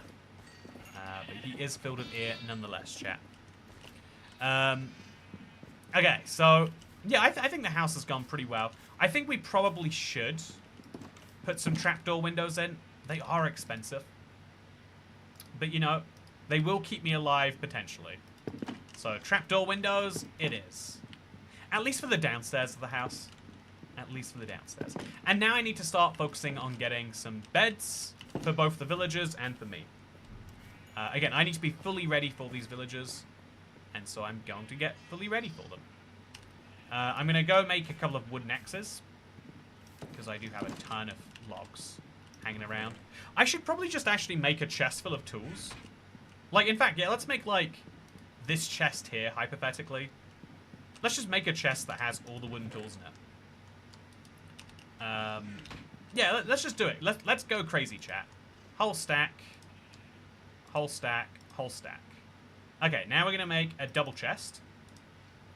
And the double... That way when I want tools, I don't have to, like, worry about do I have the wood for them. It'll just be 2 rows of axes, 2 rows of shovels, 2 rows of swords. I think I'll need more shovels than swords, but, you know, you get the idea. So now we'll just make axes, and I can craft more and put them on the ground. There needs to be an easier way to do this, but you get the point. And then we'll throw the axes in the chest. This is a very good idea. I like what I'm up to right now. Axes everywhere. And in they go. Nice. Okay. Then we'll make a bunch of shovels, because obviously shovels are super important. Shovel, shovel, shovel, shovel, shovel. And then I'll make even more. And it looks like I need more of these out there. But yeah, it really is this simple to solve all your problems sometimes, chat. If you think about things too hard, you'll make your life more hard. And until I get better tools, I think one day I'll be able to trade for the good stuff. But until that day, this works great. I'll make a ton of those. Throw them in. I do think I should have just a few swords in there. So, you know, just for the sake of consistency. But isn't this a cool chest, chat? I think it's a very cool chest. The notion the average person has a spider in their ear is the result of a statistical anomaly. Most people have 0 spiders in their ear, but IBX Toycat has 8 billion spiders in his ears. It's true. It's I have all of the spiders in here. And it's real scary, actually. But yeah, so I was thinking about how, like, in the Industrial Revolution, the huge change we made is saying, okay, what if we educate people rather than just treating them like work sacks? And it actually was quite a successful change, as far as I can tell, from my perspective. And so, you know, that therefore gets me thinking, like, what if we take the same attitude towards what might be the single biggest difference in life quality as it exists right now?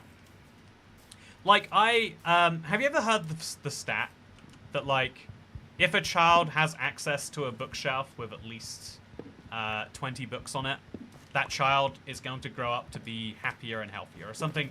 I think it's like it's a crazy number that they use, but like the exact specifics aren't important because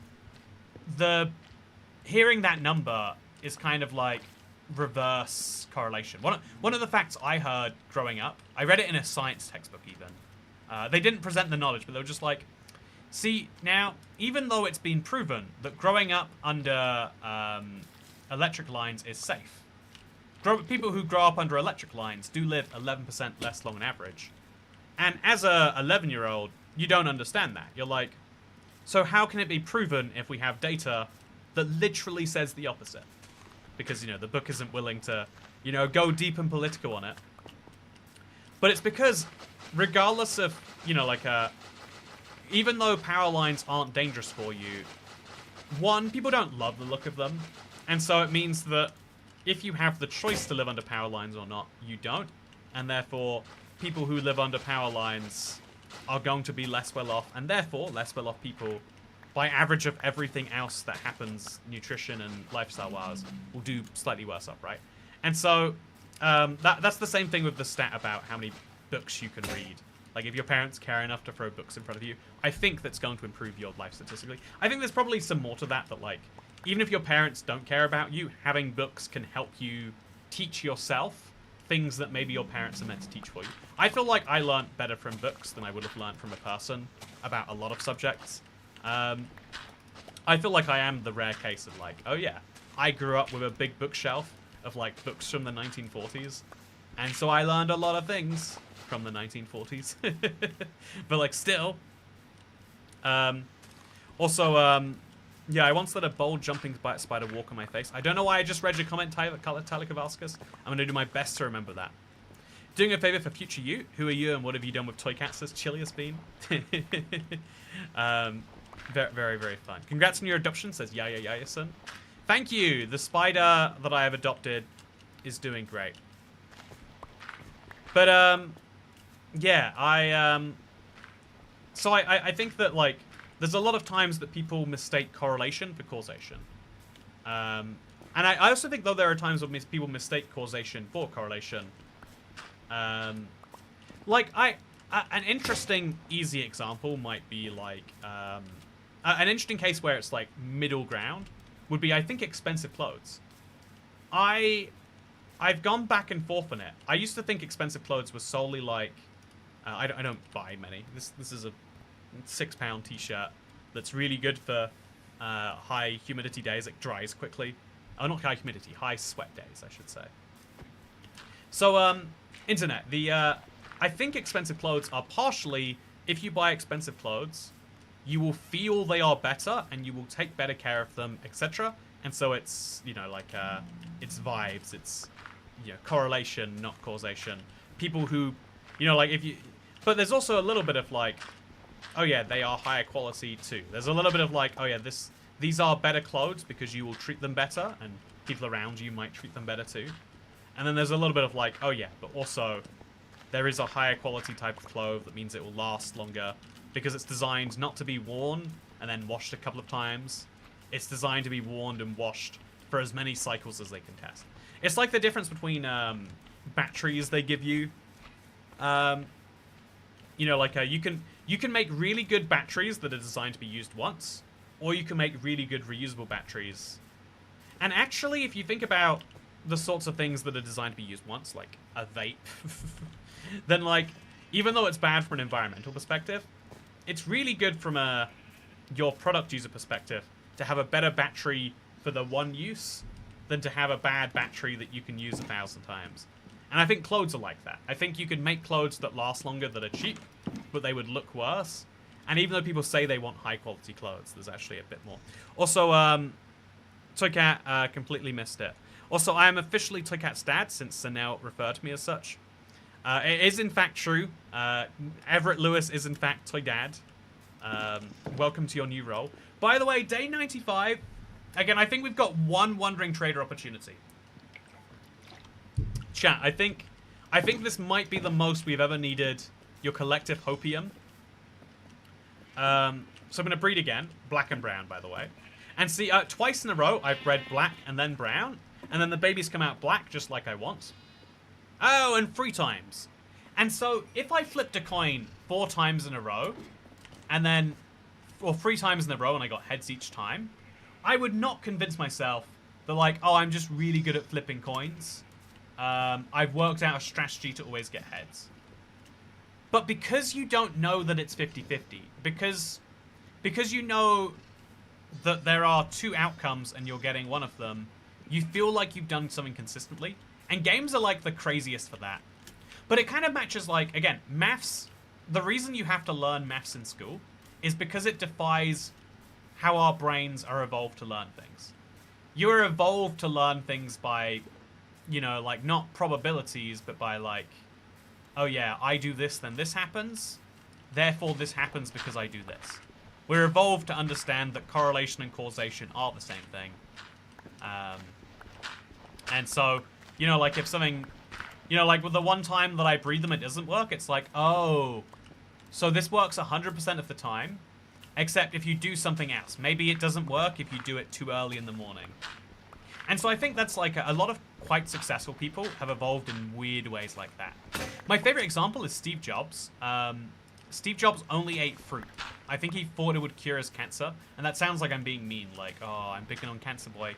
But it's like, no. He had cancer, and he literally felt like only eating fruit was the cure. It was not the cure, he died. But he had a lot of like really eccentric beliefs, some of which are quite goofy. My favorite one is the fact that he sped everywhere. He worked out a loophole to not have a license plate on his car, and so he just the loophole is you can not in California you used to not need a license plate the first 6 months after a car was registered because they assumed you would get one in those 6 months, and so he just get a new car every 6 months, deliberately so that he could speed everywhere. Right? It's a really dumb. It's a super dumb thing. If you really want to if we really want to like dive into it too much, but the thing I find interesting about it is like, yeah, at some point you get to just make your own rules about how the world is, and you decide like, oh yeah, I like going fast, but I don't like that the world tells me off for going fast. What is the solution? You know, this, like, if you're really good at finding solutions about thinking about the why, or the, you know, like the then you can get really good at that. And I think that's where most people go.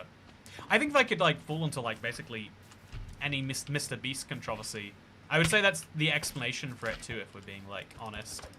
I think it's really easy to assume that people who are like good at something have some inherent evilness. But I think it's like almost worse than that. It's like, it's not evilness, it's like genuinely just, it is less of a priority. Come over here, come over here. No! I want to breed the bees, chat. Because I killed the bee that hangs out with my... I guess I don't need the crops that bad. But like, you know, it'd be a nice thing to have sorted. It's just, it's so hard to get 2 bees out here at the same time. Like, what do? Do I punch the hive? I need bees, chat. How do I get the bees? So yeah, I think that, I think like the reason we have to learn maths is because maths is unintuitive, but it is the way that quite a few things in the world really work. Like, this isn't this big, you know, like about that big. This is exactly this big, which is 18 centimeters. Knowing that there is a number that can define that and can always define that is hard to learn, but is really important to learn. Okay, I'm going to do this for a 4th time, chat. If it works this time, I'm going to be genuinely convinced that one comment I read isn't actually correct. Did it just work for a 4th time? I think it did. Amazingly enough. You just got to believe. I believe that every rich person is secretly a lizard person. Yeah, I think that anyone who's successful, like I think Like, I would say the same about someone who's really good at tennis. Your brain is so wired for tennis at some point that it's like, oh, yeah, how am I... Like, they're not even thinking about how to do other things. It's not a required part of their life. The rest of their brain will compare things to tennis, you know? I think this is like a thing like a lot of people who play games have, right? Like, oh, it's raining. I don't think I want rain. If it thunders, I think I'd be a bit annoyed right now because I don't have any pigs ready for it. Should I go get some pigs? I've got some carrots and I've got a single pig, it looks like. Should I go turn it into a few more just in case? I mean, it'd be a shame to waste this, right? It would be a shame to waste this. There's about a 1 in 6 chance it's going to thunder in the next 10 minutes. So how about we get ready to take advantage of that fact? So I'm going to kill this guy first, because he shouldn't be around, chat. Okay, so... Just get him murdered. Real good. Get me a gold sword. Wonderful. Then I'm going to grab these pigs. I should just use the leads, not these, really. I don't know if you can lead baby pigs. Hey, you can. Perfect. Let's get him right over there. And then we'll... Yeah, I don't expect it to thunder, and if it does thunder, it'll be too soon. But it would be kind of cool to, like, already be starting this revolution, right? So, let's put him in here. Won't that be nice? Okay, so I can't tie him down anywhere, but that's fine. So now we just breed. And that's 4 pigs, technically speaking. It's better than no pigs. It's better than no pigs. Although that guy going down there is going to mess things up. So we have to put a hole there and a hole here. And let's jump out. And so I'll hang around in the area just for a little bit so I can do one more pig breeding cycle. Which probably means I should grow the kids up actually too. But yeah. We've got a ton of carrots, thankfully. So we might end up with 6 zombie piglins by the end of the day. And in 5 days, I turn this 1 pig into 7 guinea ingots. You can too by buying my course. Okay, my grand point of that was, I was thinking recently that the one skill that I think we are worst at as a civilization is parenting.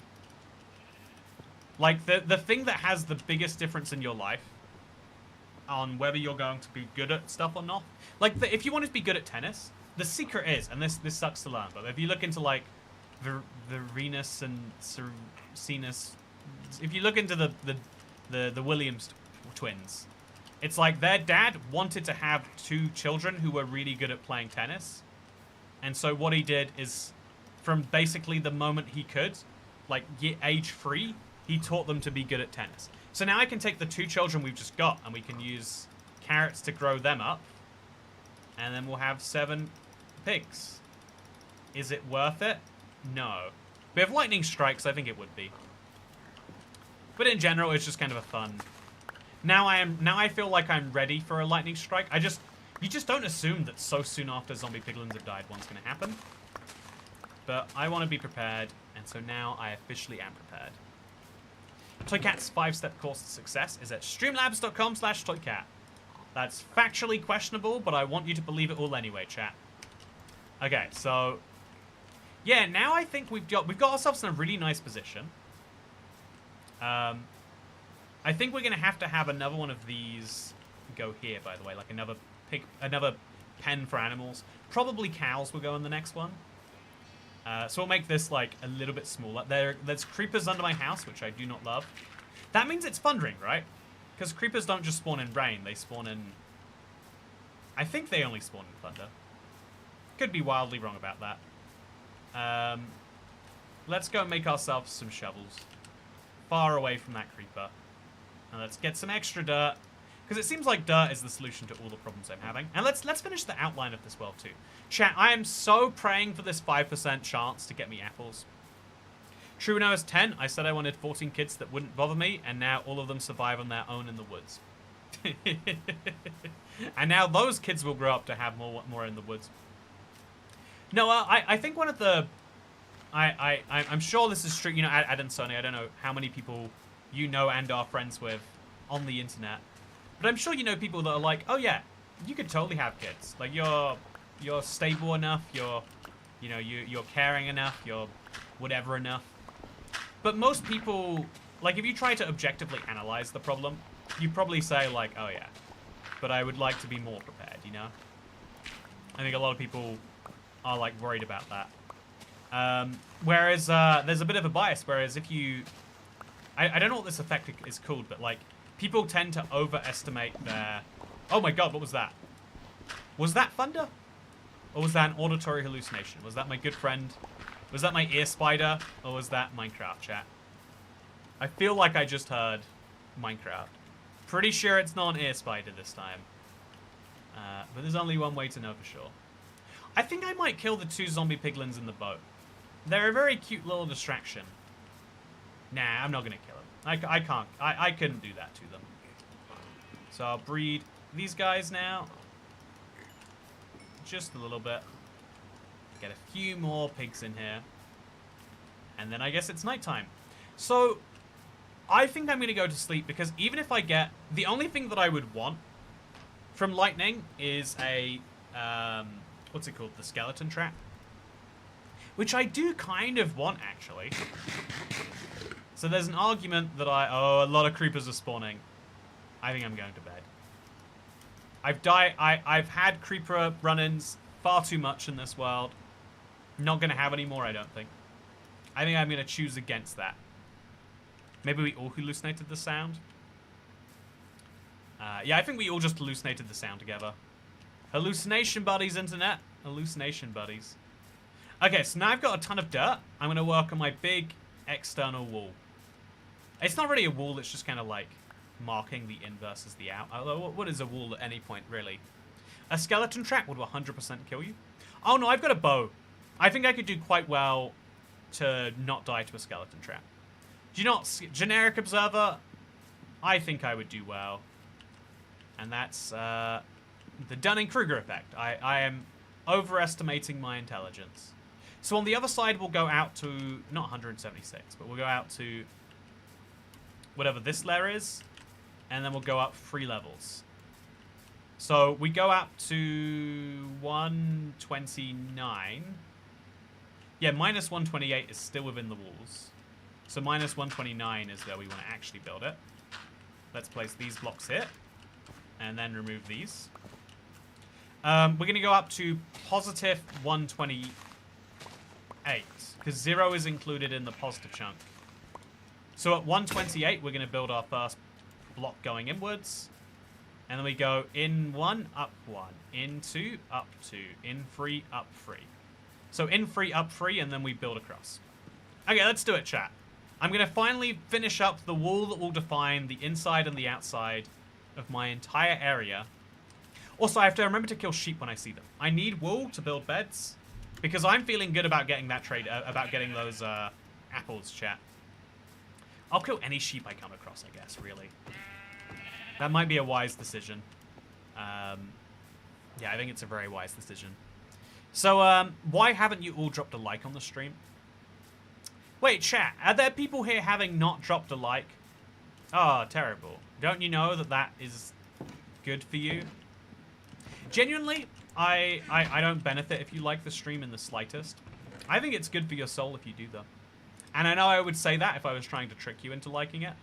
But I think at this point, you can take my word for it that I have many things that I benefit from tricking people into doing, but I don't think it's you. I feel better about being so transparent that the only trick is how transparent I'm being. Like, oh yeah, make sure to you know, like load up. You know, I think I've got there's an argument that when I say you should only tip if you feel like you can tip, that, or rather, you should only tip if you're not like doing disastrously. If tipping will put you into financial ruin, you shouldn't. I'm actually arguably saying something that most people already know, but I'm making people who tip feel slightly better knowing that they are doing something that other people would like to do but cannot do, you know?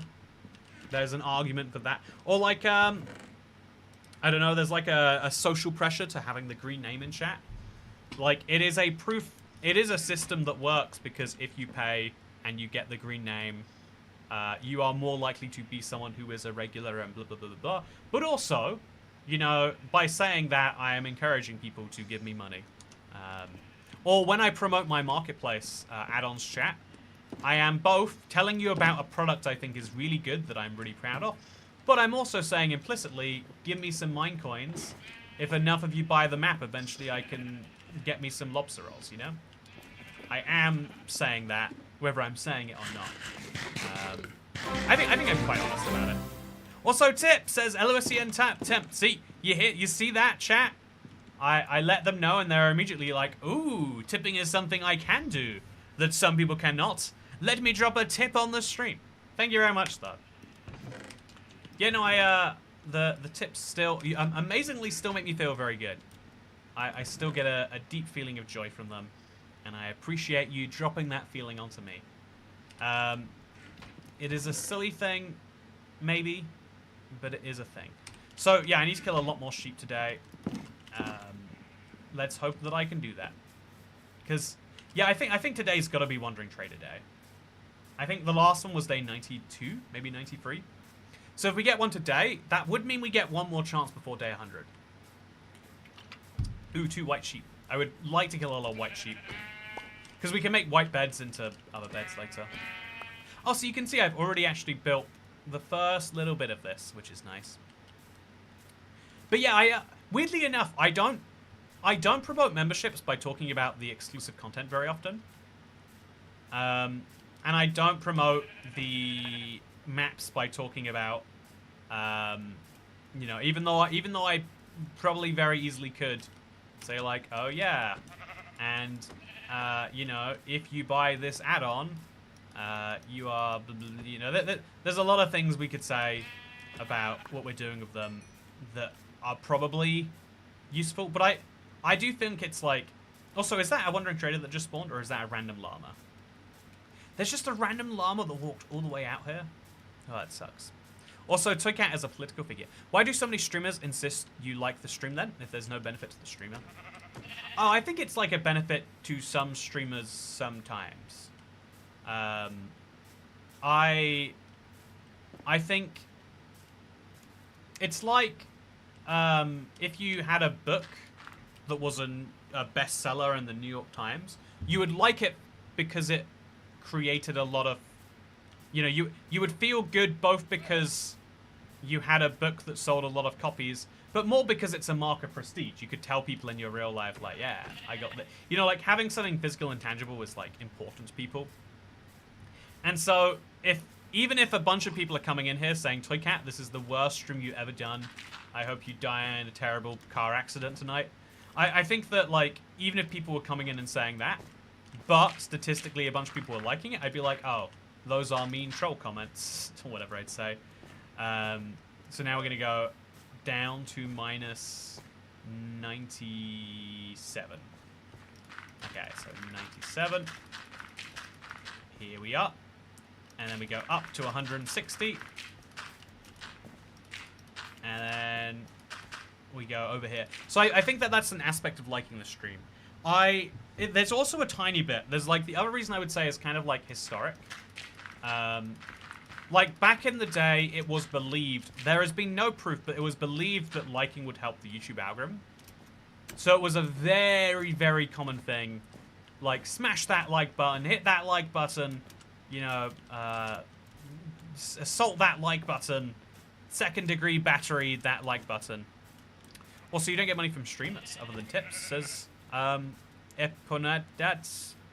I'm guessing so E, as I will now call you based on your new username.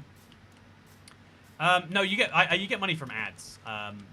It makes up very little income for streamers because, think about it, there's how many people here right now? Like 200. YouTube pays really good, and they pay somewhere between a tenth and a half, or let's say a tenth of a penny and a penny per view.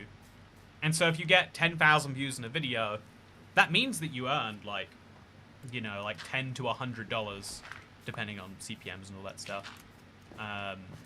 Which is like actually pretty incredible.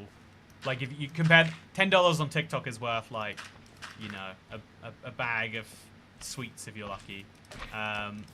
But it's worth like real money on YouTube. But still, that means you need to get like tens or hundreds of like you need to get millions of views a month for that to become like a paycheck or whatever. But okay, so now this is our third row, and then we're done, and we're gonna move this all the way across the world, which will be good and be doing. So streams pay the same amount per ad because it's like you're watching a YouTube video. But there's only 200 people here. Maybe we could say those people cycle out. Statistically, there's been probably like about 2,000 people here. But it means for ads, the stream will pay me, you can do the maths, between $2 and $20. Depending on, where the viewers are from and all that sort of stuff. And so then everything else, like the real way, if you check all the tips that we got today, I think it's probably being close to like $50. So I made far more money from people saying, I would like to give you some money, Toy Cat, and then giving me their money than I did from people like watching the ad. But that's like very specific to live streams. You have fewer people, but each person matters more. Whereas on videos, it's like, hopefully you get enough thousands of views for it to make sense. And then on shorts, it's like, you promote something in the shop, or you promote a product and it makes sense that way, or you get literally tens of millions of views.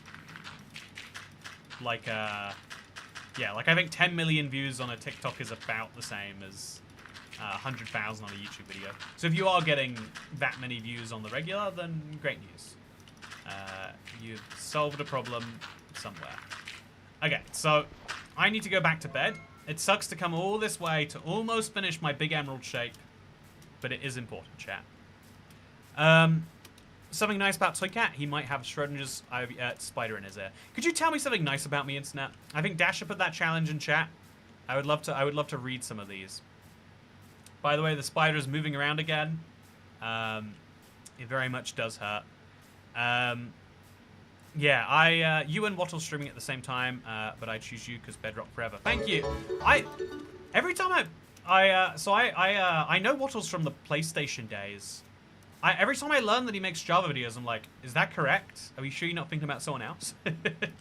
I'm like, sure he's a Bedrock / console YouTuber. Yeah, no, it's crazy. I remember one of the saddest things, chat, is back in the day, there was an Xbox 360 Minecraft community, and then Minecraft came out for the PlayStation 3. And there was actually like a separate community of PlayStation YouTubers. And so, I remember I had like real bad beef with one of them. He went down a whole path of like, he was like, I have to steal content from you because, like, it is what the Lord wants me to do. I don't know, like, it was interesting. It was like a type of American I hadn't interacted with it until that point. One of them was like very like chill and young maybe, and one of them was like wildly successful, but just like went down a weird path with it. And recently, like, they've been continuously hacked on every social media to the point where you're like, if you're getting hacked this much, either someone hates you, or it's like a ploy. Like they claim to someone hacked their account, claimed to be a NVIDIA executive, and all that stuff. And it's like it's a weird thing, like because it's like a sad like that entire community is now gone. Whereas from the like Xbox side of things, there's like like 2 or 3 of us that are still going. Me and Echo are still here, right? There's a few other names that my brain is not remembering. Big B's still making, I think, Roblox videos. Stampy is making like a game to compete with Minecraft these days.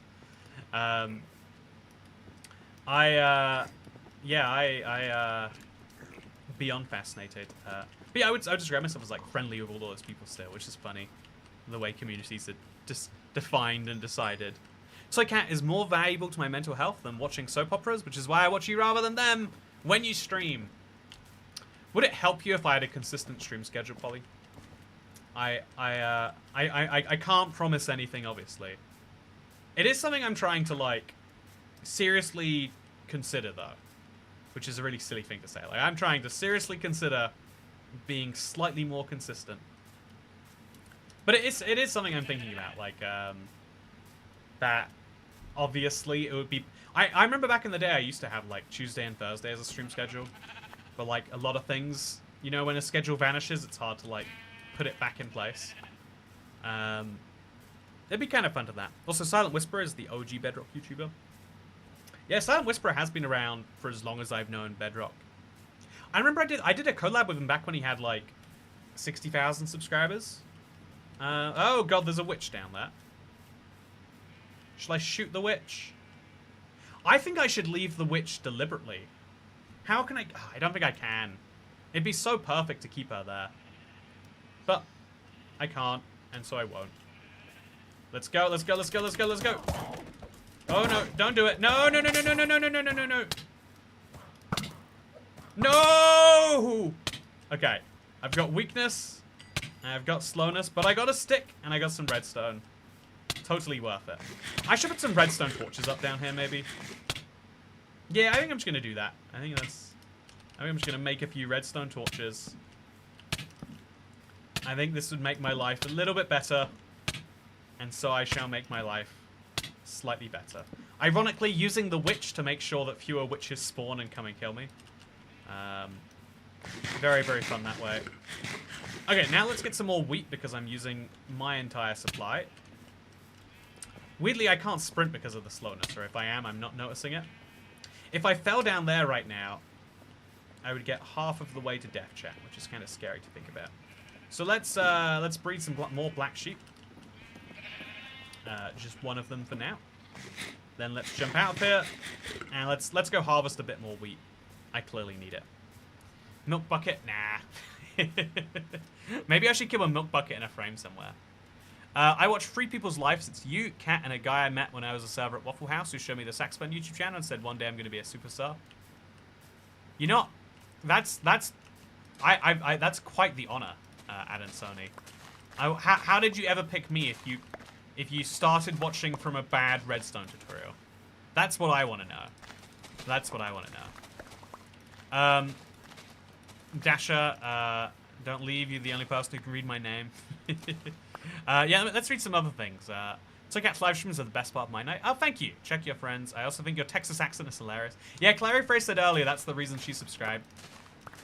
Clearly, I think that means I need to do the Texan accent more. It sounds like the only way I'm going to be picking up subscribers these days is if I'm going to be making my Texan accent. Well, let me tell you, I'm actually from the great state of Texas. I come from a little bit of Texas you might not know, but it's called Amarillo. And I could show you the way if you were to be so kind. Oh, so, wow. See, I'm just going to be finding zombie piglins in random parts of my world for years to come now, aren't I? This is just the way it's going to be. But yeah, Haunted Zombie says a like button tax is a fun idea. Organs are failing to make me hit the like button. I think YouTube, like, this isn't... So many people have said this before. There was a guy in my class called, like, Darius or something that was convinced YouTube's got paid for... down the nostalgia train, remember when I used to knock in Thank you. donuts like this? Eyes emoji, damn ages, thinking back to videos and streams of Earths that I was a part of like UHC with members or the Blue Ice Cells pitch video. Hey, great times. Thank you. It's really cool to catch you here, Haunted Zombie, when we do. I hope you're doing absolutely desert well today. Absolute nostalgia train. Yeah, it was I think it's been a while since we had like a big surprise tip in here, but it's still very cool to see. Thank you for dropping one in here. Yeah, super cool. No, I'll go watch someone else if you keep up this monstrosity accent. Okay, so we'll gain an equal number of subscribers that we lose. Therefore, I have to do half Texan accent, half non-Texan accent. That is the only... I'm a little bit Texan, but I'm a little bit British, too. If only there was some way to describe this mixed identity. I have a part of me just wants to rear cows, and another part of me loves tea. Do you know what the solution is, internet? Yeah, you know what the solution is. I just realized my AC pipe broke, and that's the reason that it's so hot in here. It's been blowing hot air directly back at me. I'm a British cowboy. Also, I could have died if that slime spawned a few seconds earlier. Oh, I could still die.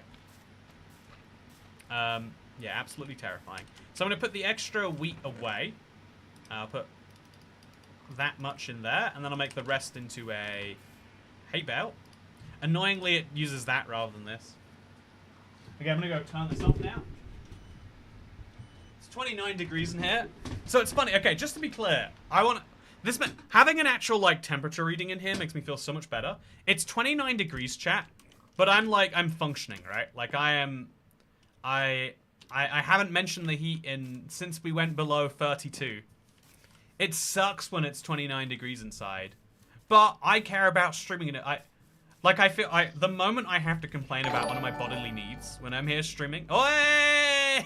Chat, can we get a donation train going or what? Thank you, David Solimano. Shoot, shoot. It has been a while since I've seen a donation train in the flesh. But does it look a little bit like we're seeing one here? I think it does, internet.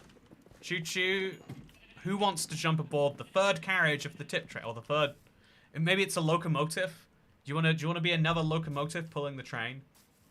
Look, the train terminology is not perfect here. But wow, yeah. I was saying though, like it's something you would have to say, but also I think it's. I don't think this is like a wild thing to expect, but I think when someone says they like what you do enough and they give you money because they like what you do that much, I think it's hard to look at that, and I think it's hard not to take that as a big compliment, right? I've mentioned before that like money is my love language and all these sorts of silly points. And I stand by those points, by the way. Like, yeah, anyone can say that things are good. You know, I can say that I think that raising children better is important.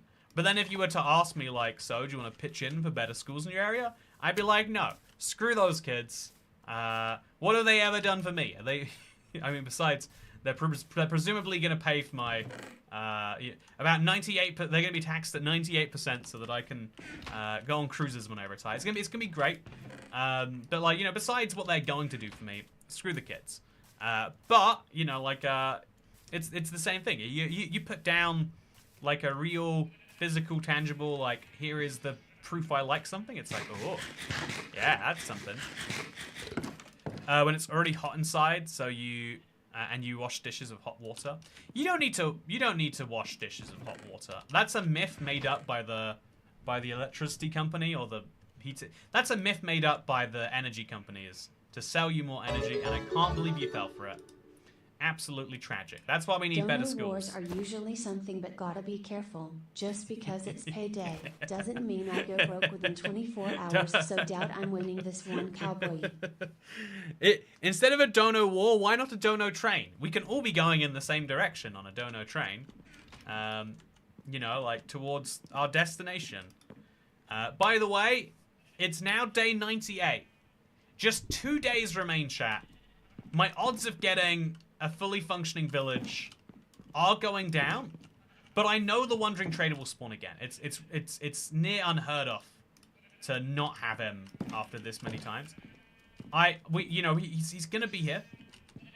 Just a matter of time, chat. I feel a little bit like I'm trying to describe my cousin that goes to another school. No, my girlfriend. You know, when I make up a girlfriend, I make sure she's my cousin so that people believe that, like, why would you come up with this? You wouldn't be dating your cousin from another school because it doesn't make you look cool. I think that's my biggest pro tip, chat. I lied. I had one of those, like, one thing came into another, and I made up a story about sleeping with a girl I met on the internet when I was like 11. And, like, you know, then your friend tells someone and you have to, like, keep up the lie to them. I guess I'll join in. Hey, Adam Sony! Crab emoji, crab emoji, crab emoji, crab emoji, crab emoji. I got out of time. Thank you so much. Now I know what you voted for. Adam Sony. Now I know that you're not a sniffer. Wait, actually, crabs. Yeah, it would have been crab sniffer penguin, right? Would it have been? No, armadillo. Now I know who not to blame for the armadillo. I have many people I will blame, but you will not be one of them. So I'm gonna make 2 blue beds and then a red bed, I think. Yeah, 2 blue beds, 1 red bed. There's still a bee here, annoyingly. So yeah, now we can make a red, and then 2 blues. And then we're going to start building, like, villager infrastructure right now. Arguably, I need more space to do this, but I think this will be perfectly fine. So here, and here, and then... Wait, where'd my red bed go? Oh, it died the same bed. Minecraft has no understanding of the fact that obviously you want to dye your red bed, not the blue bed. I was going to you know, it's fine. It's great. This is what I wanted. One of my villagers has to be a peasant now. Thank you so much, Adam Sonny, for jumping aboard the tip train. I think I am amazed to learn sometimes, like, how long people have been here. And the way you're like, oh yeah, like, that was 3 years ago. And then you're like, oh yeah, but like, I got in here years before that. 3 years is so many days. It's like 1,000 days. Let's assume I only stream, you know, like 2 times a week even, let's say. You're still talking about like hundreds of streams. Absolutely bonkers.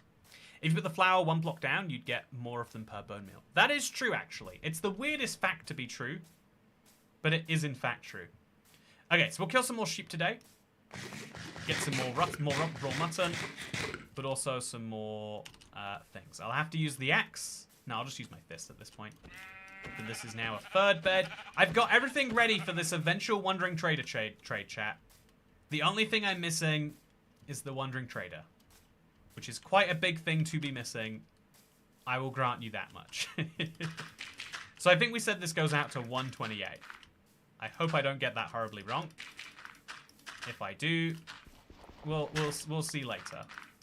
Yeah, there's no way it goes out to 112. I feel like I would remember if it went out to 112.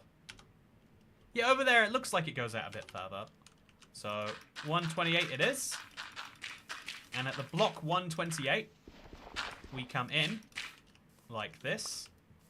And this is the edge of our world we're building right now. I want to build the whole world into a giant emerald-shaped chat so that we can enjoy this later. And then this goes into 116, logically, because... No, 112, because that's the edge block. And then we go 16 blocks this way. And we're just going to do this a whole bunch of times. Hey! A Dansani shall not be the caboose. Choo-choo. Thank you, Dazed and Confused. It has been years. I didn't know the concept of a tip train existed, but hey, it's even longer! Thank you, Dazed and Confused, and thank you, Polly E.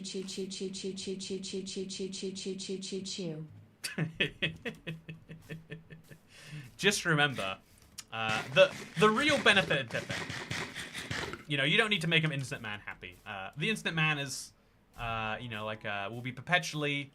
you know, the Internet Man will get as happy or unhappy as life allows him to. But what you do need to realize is the real happiness that a tip can buy is that you get to pick a sound that plays if it goes over $10 US or whatever, which means that if you want crab emoji or choo choo choo choo choo to play, you get it. Many lobster rolls in the immediate future. Yeah, So I've actually got a funny situation on my hands, at least in my opinion. But I have a lot of lobster rolls earmarked for my near future. How did I tell you the story, Internet, of the most expensive lobster roll I saw in London? I did. I remember I shared it on stream.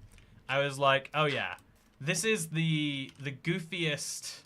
I guess this is 80, which means we go up there. I've now officially built my wall. Also, thank you, Elysian. The train is longer. I'm currently driving a train in Roblox. So there was someone 6 cars back that is driving a train. I'm not sure if that means they're not really driving the train, or if it means we should be deeply concerned about the logistics of this train. But in either way, it's great. Yeah, let me tell you, chat, about what happened with that lobster roll place. Because it's still the most confusing thing I've ever had. So because I mentioned the story before about, I went to a lobster roll place once, and they were like, sorry, we can only take bookings at this time. You know, if you are not booked, we can't have you. And I was like, but like, you know, I see there's a lot of space here. They're like, nope, not possible. Only bookings are allowed at this time. And I was like, okay then, can I make a booking then? And they're like, no. They're like upset with me for asking because it's such a silly question. Because it seems like a silly question. But actually, if they have space that they could give for bookings, like, you know, like some restaurants do just split the restaurant in half. Half for bookings, half for not, right? And so, you know, like, so I went in and they were like, no, we can't give you a reservation. So I went into another restaurant and they were also like, no, we can't make a reservation. And I was like, could you? So I called up and I was like, could you make me a reservation for that other? Hey, choo. Thank you, Horn and Zombie. The train continues. Choo choo. But to finish my not train story. They let me make a reservation outside the restaurant, and then the woman inside was so upset when I went back in. She's like, sir, I can tell you've just made that reservation. It's not okay. And someone else had to be like, look, he's got a reservation. He's allowed in the reserved area. So I had a similar situation to that occur. I went to the very fancy lobster roll place. It's not in Mayfair, but near Mayfair. The blue spot on the Monopoly board, if you want to, for my international viewers. It's a very, very fancy spot, and I look, and because I was considering making a reservation, but I was like, well, they have infinite availability to book. You can book for any time slot. It's a Tuesday. We'll go in. It'll be fine. And so I go up there and I'm like, oh, could we come in? I'm looking for a lobster roll, you know, like table for two. You know, got my camera person there too. Was gonna be great. And they're like, no, we don't have any walk-ins today. It's reservations only. And I was like, oh, but like I can see you're accepting reservations, so I didn't book.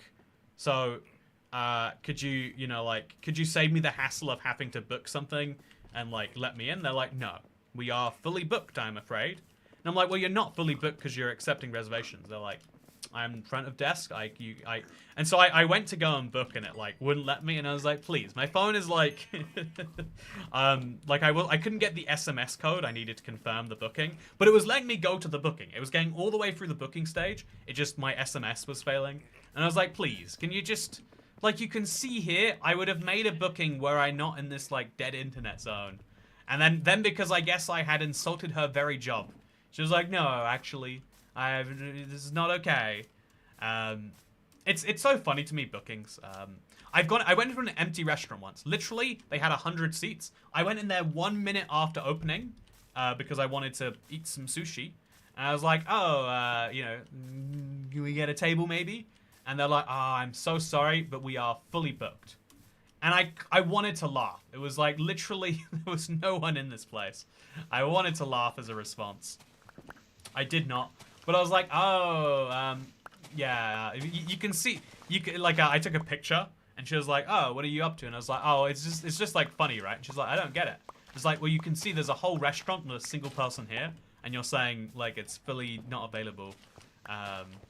And it was weird, because, again, like, maybe there were 100 reservations, but, like, even if there's 100 reservations and 100 tables, you know not 100 people are going to show up unless they've paid.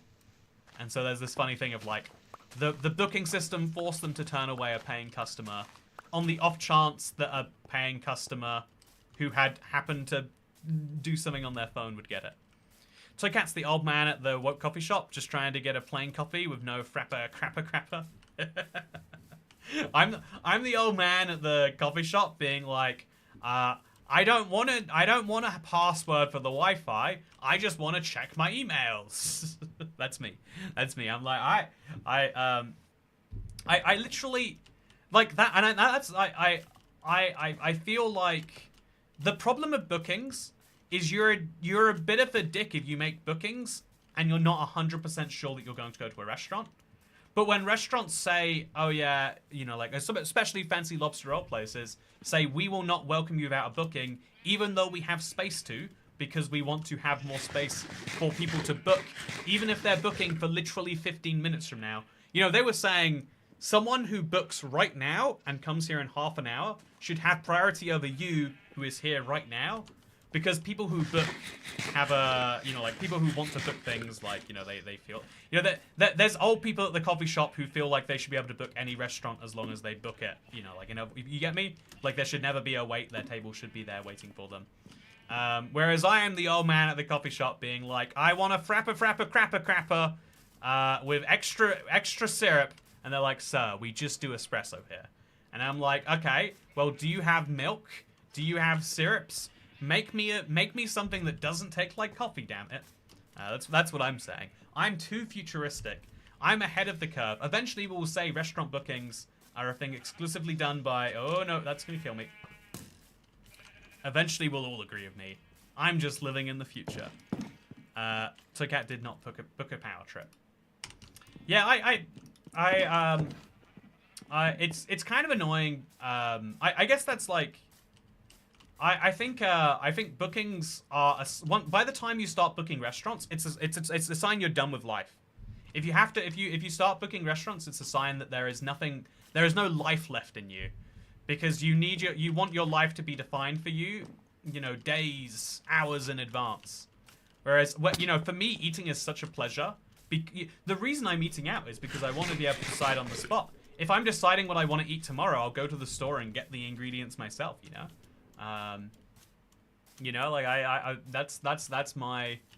That's my boomer, except actually very anti-boomer take. The service is in some part like, oh yeah, you will cook the food for me, but the real service is you will cook the food for me when I decide 20 minutes in advance, not 20 hours in advance. Anyone can cook food if you give them 20 hours notice, but only the best taco place will get. I found a pizza. Oh, I found a pizza I want so bad, by the way, internet. I don't know how to share this with you. So I found, I was watching this video for what claimed to be, I think, the most expensive pizza in New York, or something ridiculous. It was a taco pizza, and I was like, I need to eat the taco pizza. So like the crust is tacos, and then there's pizza in the middle. Looks ridiculous. There's like 3 locations in the... Luster roll money. Hey, thank you for joining the tip train, Twisted. I am gonna have the best lobster rolls. It's funny that after how many hours has this been? I guess logically we've been like about 20 hours in Super Flat. It's funny that now is the moment that everyone's like, like lobster roll time. The series is over. You won't even get to hear in part 9. By the time part 9, or do we call it episode 9 or do we call it season 2 episode 1? I don't know. I haven't worked out the logistics and I don't intend to, internet. But yeah, so I'm gonna make myself a bunch of stairs. I think I'm gonna make a big staircase to heaven. I think that's gonna be my last big hurrah. I've got the wood for it. I haven't got a Wandering Trader. I was really... I knew my chances were low, chat, but I wasn't expecting to not have a chance. I wasn't expecting that. I was not expecting that at all. But let's make some stairs. 64, 20. That'll be enough to go up 40 blocks. So let's make some more. 64, 64. I'll go up exactly 64 blocks. I'll get to Y0 or whatever it is. And we'll be good. Episode 9, this is the finale, no? Exactly, but I'm saying, whatever. There is a great innuendo I could be making about eating out, but I will not be making it today. I told myself I would not stop making people feel uncomfortable today. So, let me tell you about... Yeah, I will also resist. I feel like the fun thing... actually, there's a lot of fun jokes in... we like food here, not dodgy innuendos. Thank you very much. Maybe the single llama spawned as a glitch. I'm sure that the trader did spawn and I just missed it somewhere. So we're going to go looking for him today. And then we'll build our big staircase to heaven. So I'm going to place down a bed. And then we'll place down another bed. And then hopefully the creeper's not here. He's not. Let's climb out. I'll eat my mutton. Yeah, I think mutton is actually a worse food. Weirdly enough, it's a worse food than carrots. Hey, London Zombie.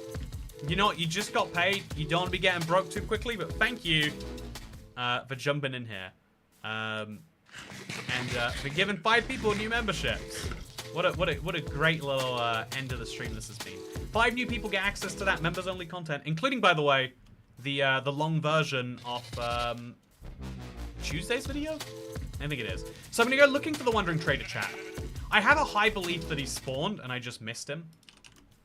If he didn't, then he didn't. But if he did, then that would be kind of cool.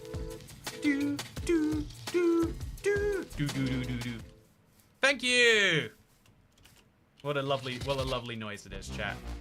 You know, we should chat. If you think about it, logically speaking, now we need to change this to lava chicken jockey, right? Lava potions chicken jockey. Lava. No, they're hyper potions chicken jockey. I always get that mixed up because lava potions sound like a real thing. Oh, thank you for the members. This is what should start playing now, right? Okay, so this back wall here, I'm gonna plan out these stairs so they'll eventually go, if not to sky height, then to where the ice will be. Okay, so this is 160 on the, no, this is 80 on the Z. So ideally we want to go up about 240 blocks. So 240 blocks is going to take me, oh, way further than another 80. Yeah, that means we probably have to go from the very edge here.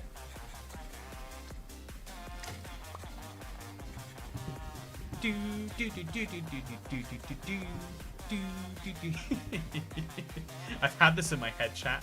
It is shockingly good for what it is. You know, give it the credit where I think it is due. Okay, so if it's 113, that'll give it 226 blocks of height, which is high enough to then start, like, maybe spinning around on. Hey, Wandering Trade! Okay, chat. It has happened. We are here. This is our last opportunity. It's day 99. Now, if the Wandering Trader has saplings, we'll bone meal them, we'll have apples by tonight, and we have the tiniest chance, but it's a chance of starting our village and having succeeded on what seemed like an impossible goal, but became our major driving force for the series. But that is about a 5% chance. If there is a time where you have manifested for me some RNG, now needs to be that time. I need you to believe that this trader has oak saplings and that he's gonna part ways of them for me. I need you to believe it, chat. Picture it in your head. Picture how good it'll be, because it's about to happen right now.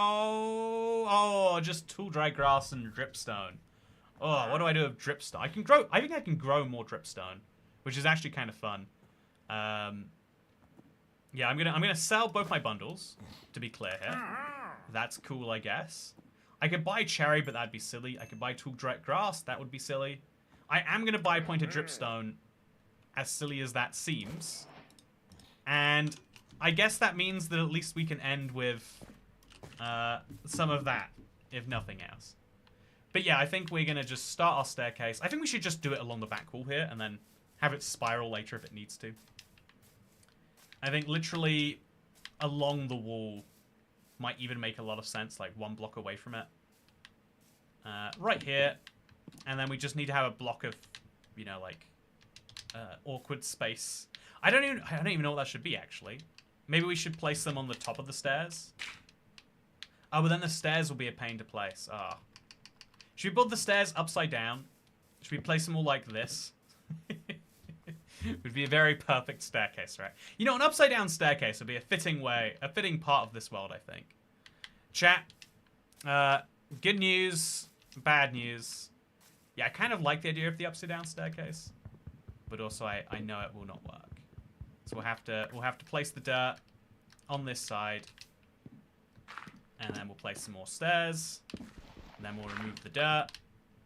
And we'll just go up so much so that we can see the world a little better than we can right now.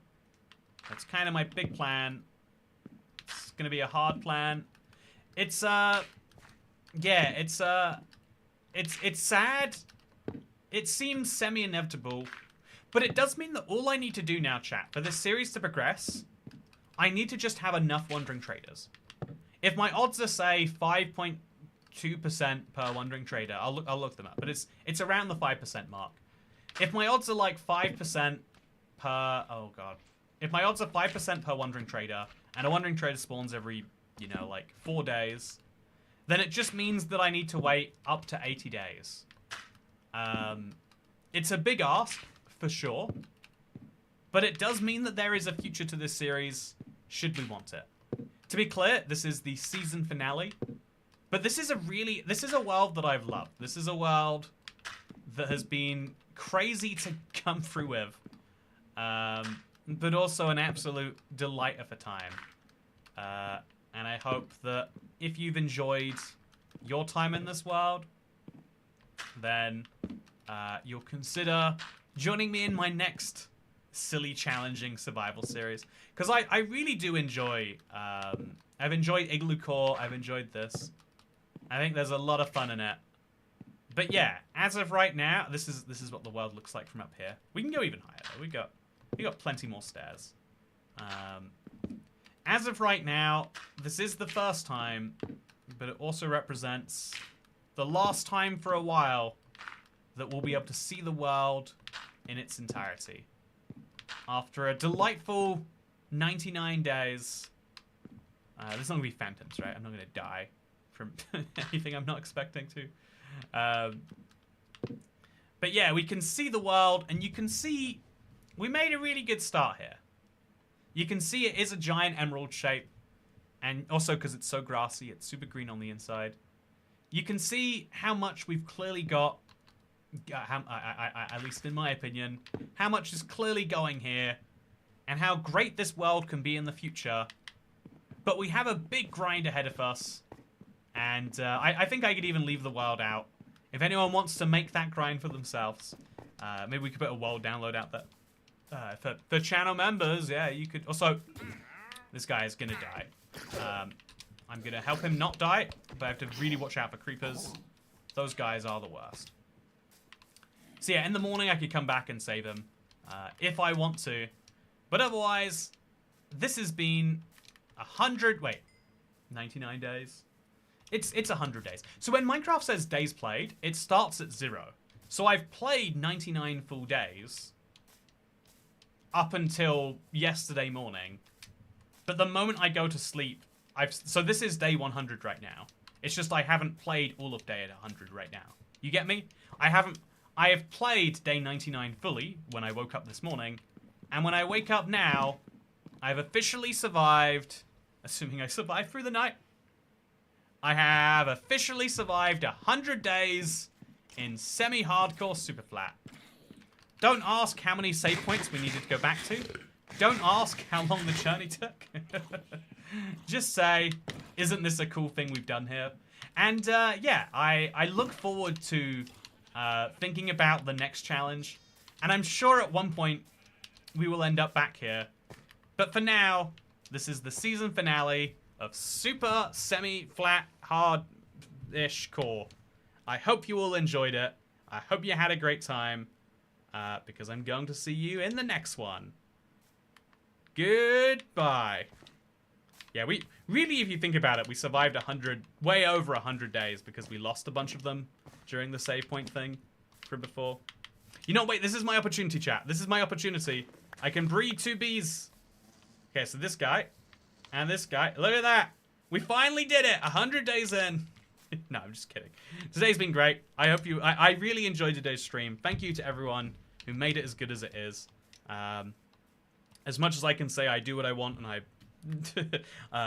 the internet, you can come along for it or not. Your enjoyment and your appreciation makes it a little better. But yeah, day 100. What a success. I look forward to seeing you for our next little project and our next fun, silly project series next week. See you then. Goodbye.